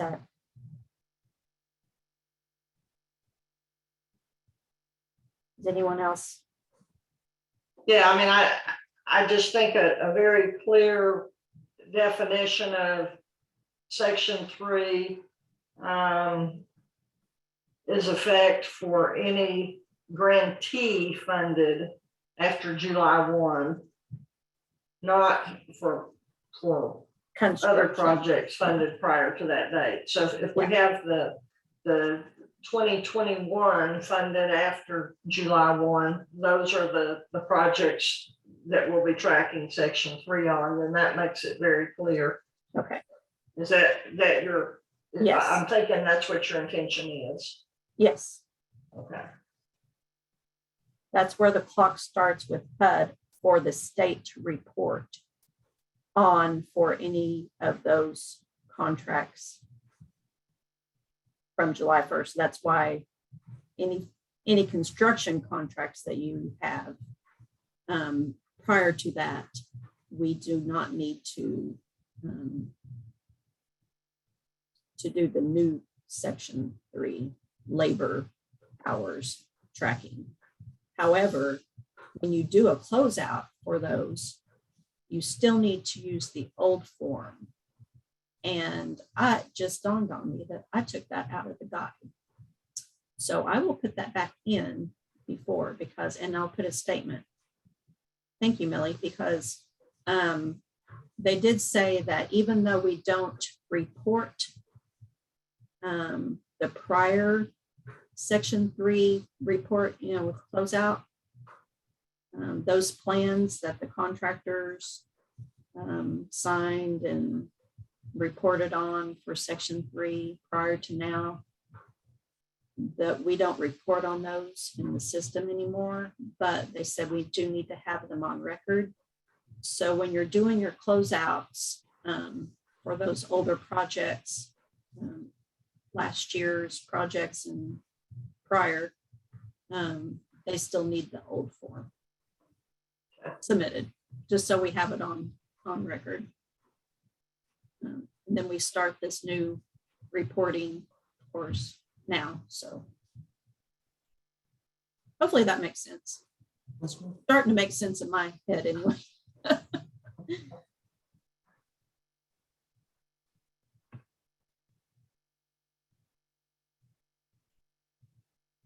All right.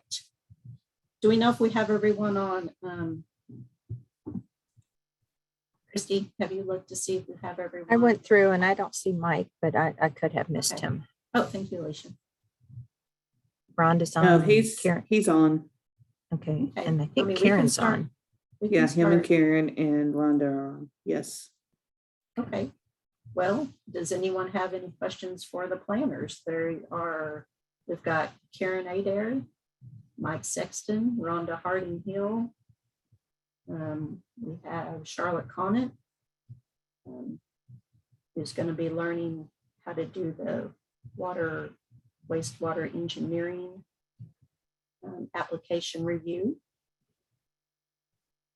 So are there any questions for CIP or for water wastewater? Robin, in our conversations, you had mentioned that Section 3 might even need to be backed up all the way to the application phase. Yes. Is that going to be maybe a resolution that's included in the new application packets? Yes, right now it is on because I didn't have any samples or anything ready prepared. I included it on the release of funds checklist for the grantee, but it can sure be moved to the application process if everyone thinks that that's a better fit. Most states that I have looked at or whatever have it in their application process for the grantee. It's a resolution and then an attachment plan for the grantee, for their just lets them know too that that this is a requirement and what they can do to help assist getting employees, workers from the area, or help out the contractor with any employment, et cetera, in their efforts for that, because those efforts do count for quantitative measures, or quantitative measures. So for now, and also I know we have Section 3 in our subrecipient contracts, Part 2, but I don't know if it's detailed for this as well. So yes, we need to take a look at the contract and then putting the resolution and plan in with the application for next year. But for now, from now till then, we're going to do it in the release of funds for those projects that haven't, if you've already started your release of funds and turned it in, we're not going to go back. Or we're not going to not release your funds. You can sure have your grantee go ahead and put that in their next on their next agenda for those projects that are over $200,000 and will be bidding out soon. So that's another thing that we can look at. So when I'll do a spreadsheet to see which contracts that may affect from July 1st till our next season, contract season. So we can catch those few that might fit this targeted workers. So I'll do that and get with those on getting their resolution and plan on an agenda to adopt, just so you can have it in your uploads. But Robin, you mentioned that you were going to put some of the forms in the sample construction documents. yes, I did. So everything that the contractor is going to need to sign off or no, you've already got moved over there. I believe so. I hope I did. If I didn't, let me know, but I'm going to go back. Let me go back to that slide that has, let's see.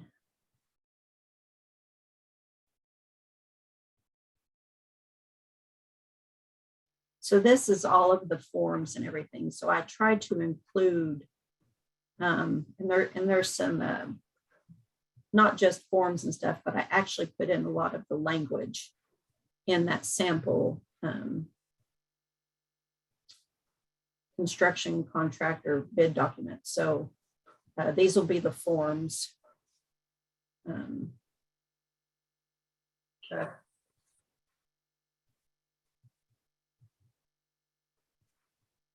If not, you have access to them, but I think I at least either mentioned them or there's a sample, like a screenshot of it.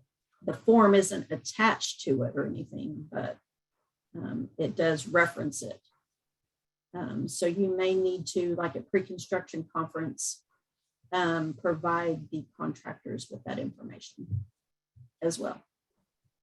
Robin, Yes. you might mention about browsers to access the updated manual and the attachments that we talked about yesterday.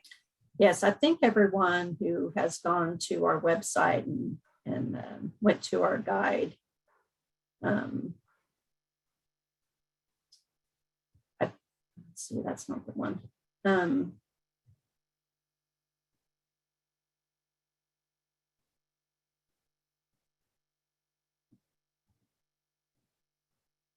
Sorry, I thought I had a slide on that. The browser, like when you open the CDBG management guide from the website, if you open it up, sometimes you can't get to the forms. So if anyone's having an issue with that, you should have access to all of the attachments when you pull up the document. I'm going to, when I submit it to be put on the website, I will ask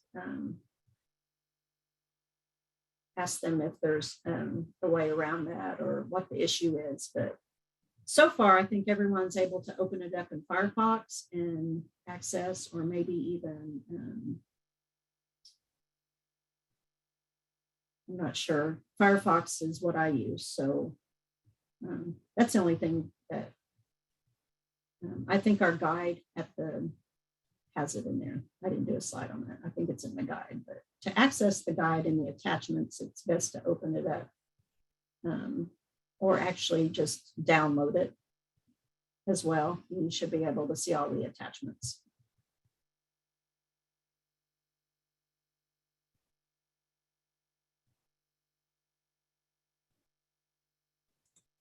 Does anybody have any questions for Karen, Steve?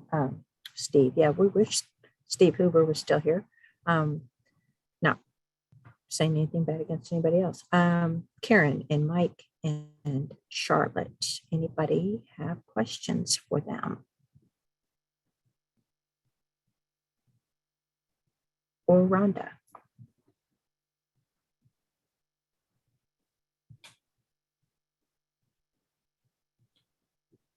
Barbara, did we answer your questions from the last training session, if you're there? Or did you have any others that you may want to ask?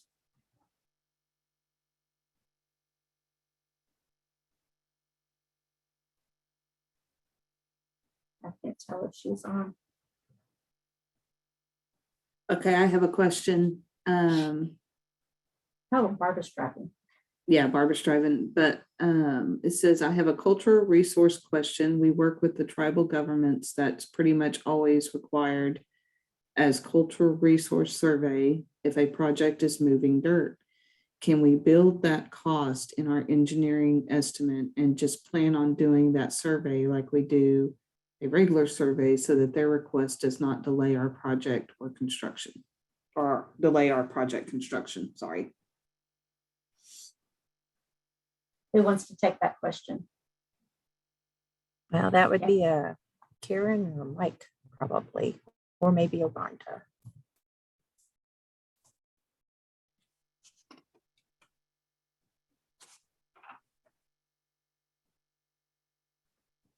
Probably for Karen. If you build in the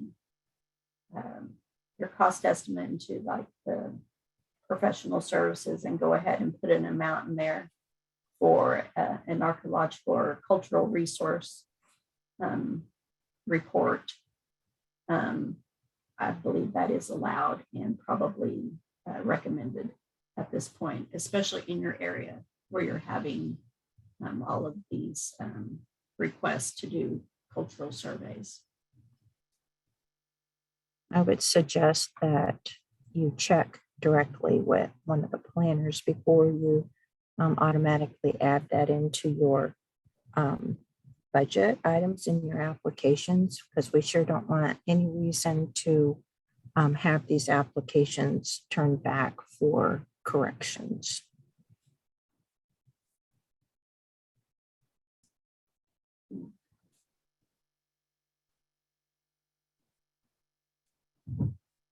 Rhonda just posted in the chat for the fiscal year 2022 consolidated plan public hearing to be held Thursday, October 28th at 2 p.m. That would be by Zoom. Can you hear me? I'm sorry.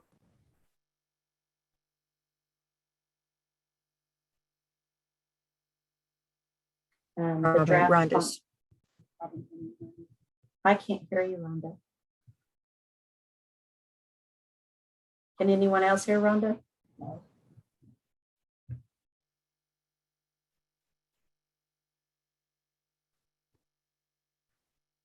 Rhonda also posted that the draft comp plan will be posted to the ODOC webpage by Thursday, October 14th. Hello?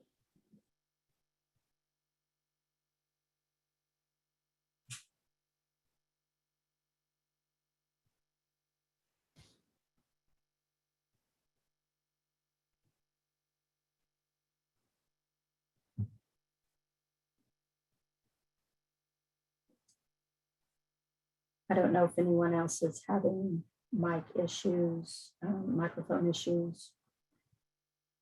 And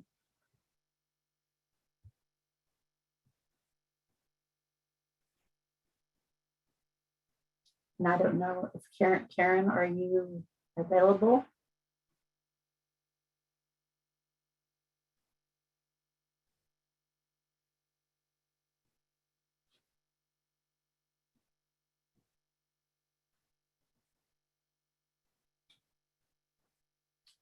Well, my suggestion would be that if you have any questions for the planners, maybe if you, okay, Karen says her mic isn't working right now.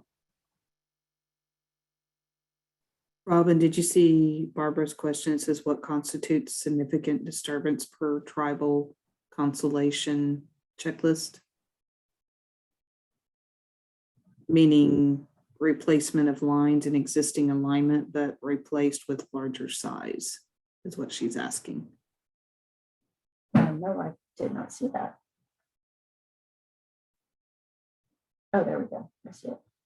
Okay, what constitutes significant disturbance for tribal consultation checklist? Meaning replacement of lines in existing alignment, but replaced with a larger size. I don't, maybe each tribe has a different meaning of significant disturbance. I do not know. I can get that answered maybe through HUD. I don't know if they don't define it and they just say significant disturbance. That leaves that open for a lot.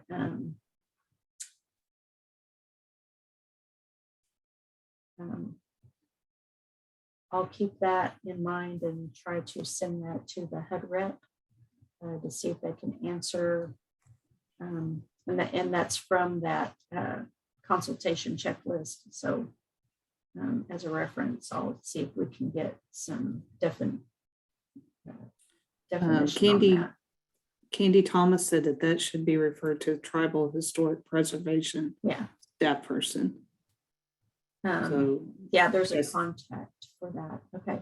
That's Thank you, good. Candy. Robin and Christy, can you hear me? Yes. Yes, yes. Okay, thanks. Rhonda. Alrighty. Hi.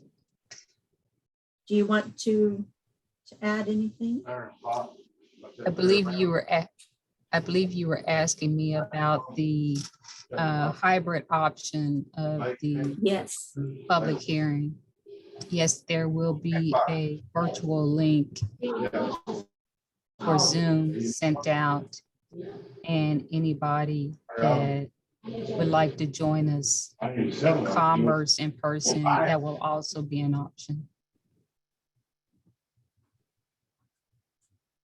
All right, thank you, Rhonda. You're welcome.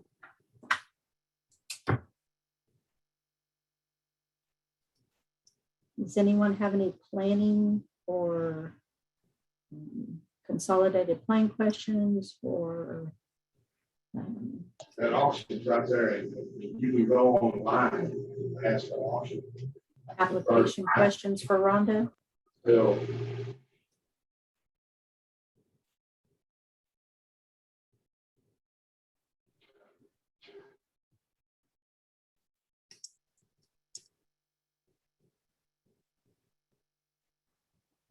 So I just would kind of like to know for our future scheduling, everyone's opinion on in-person training, Zoom training, would you prefer maybe do one in person and one Zoom training? I know that the Zoom training seemed to go a little bit quicker. We promise if we do in-person training down the road that we won't try to just drag it out for all day. But anyway, we're just kind of like to get everyone's thoughts on the trainings, and definitely would like feedback of areas that you would like for us to touch on in the spring. We also, in case you have people on staff that need to get their CDBG administrator certification, we are having our annual certification in December. I am not sure what those dates are, but if you want to contact Linda Good at linda.good@okcommerce.gov and ask for information regarding the CDBG Grant Administrator Certification Training, she would get information out to you. And anyway, we try to hold our certifications, as you all know, spring and fall. This year we had to push it back because we had a humongous staff change here at Commerce. And so we had to put it off till June. But what we present in the spring, we present in the fall. And if there are any diversions to such, then it should be denoted in the save the date, so that anybody that attended in the spring, if there is new information in the fall, they can attend in the fall and receive the same information. As part of your certification, it is your responsibility to attend one of the 2 trainings each year, and you are responsible to follow the guidance that we give you for new rules and regulations that are set forth. So we appreciate everybody being so patient with us through all of the COVID, and hopefully nobody saw or was witness to any ill effects of the COVID. Anyway, our staff is working hard to try to keep things rolling smoothly for our grantees. But as for me, I thank you all for joining today, and it's been very hard to keep my mouth closed, as if we all know Alicia likes to talk an awful lot.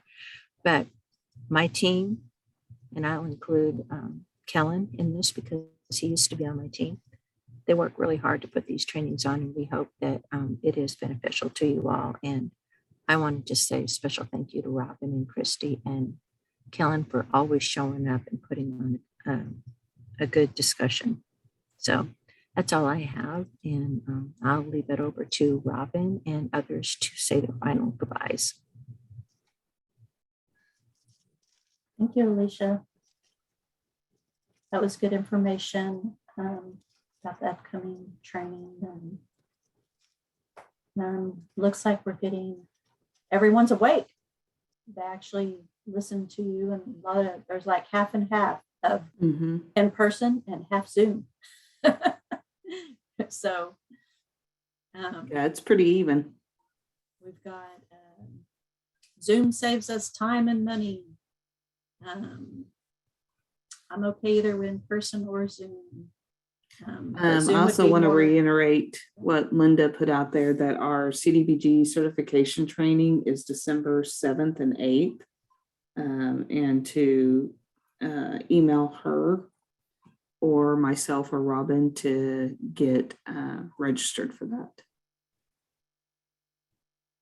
And it will be Zoom.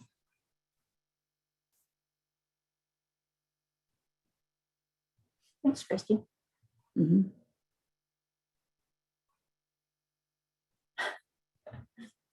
Ernie said combination, do both at the same time. I'm not sure Christy and I can pull that off, but we might can do that. I actually had the same thought, Ernie. Have Zoom going at the same time that we're doing the presentations for individuals that want to be in person. Well, we didn't have the equipment prior to, like, recently in the last couple of years, and it still crashes from time to time. So I think they have improved the equipment, and I know that they've tried to use it.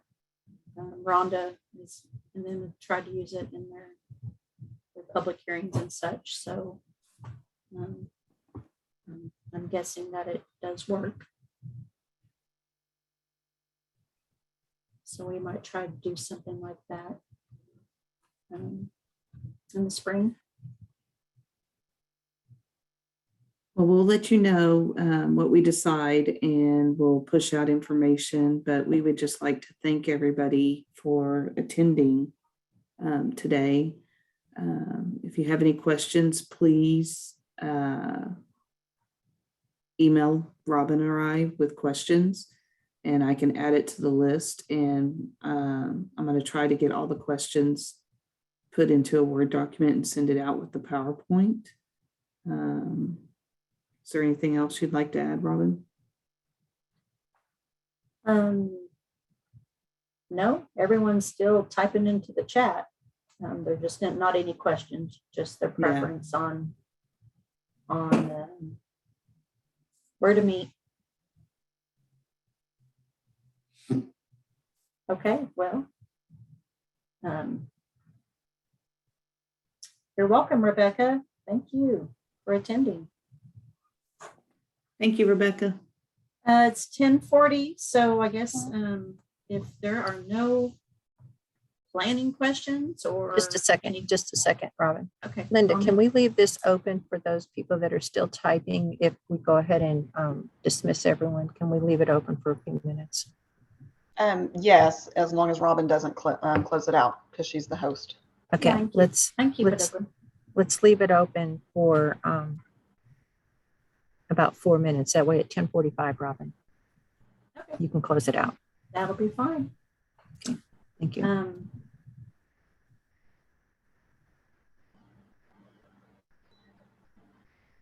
Well, I hope it was informative, everyone. Every time they put something new out, it's hard to get used to, but I think we have a plan, and hopefully we can meet some Section 3 benchmarks. With that, thank you for attending, and I think it's supposed to storm again tonight, so everyone be safe and take care.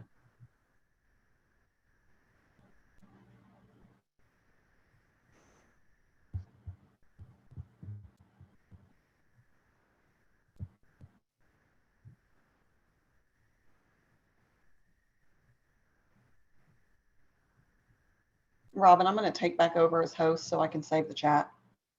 Sure.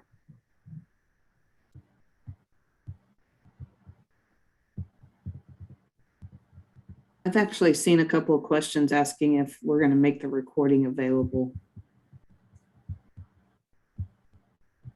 Yeah. We So- can, but it will have to go on the website because it's going to be too large.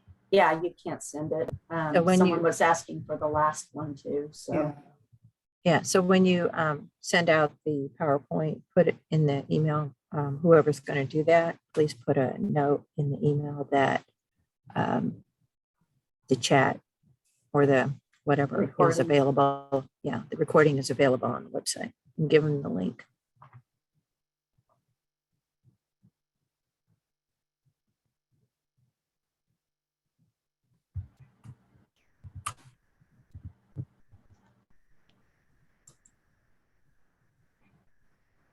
Thanks for your help today, Alicia. Appreciate it.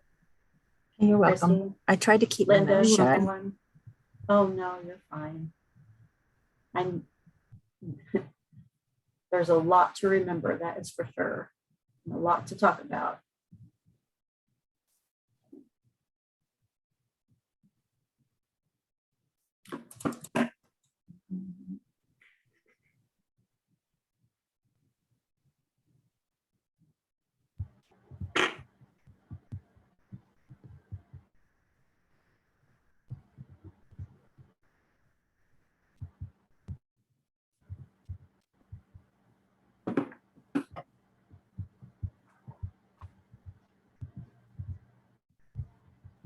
Looks like we still have about 20 people on.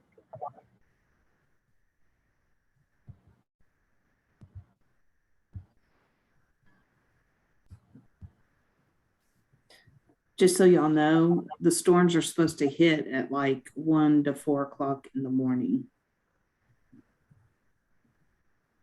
Way past my bedtime. Right? I'll be in bed. Good, I won't have anxiety. I'll be asleep. Mhm. I'm going to go ahead and stop the recording. Okay. I don't Okay. see any other questions.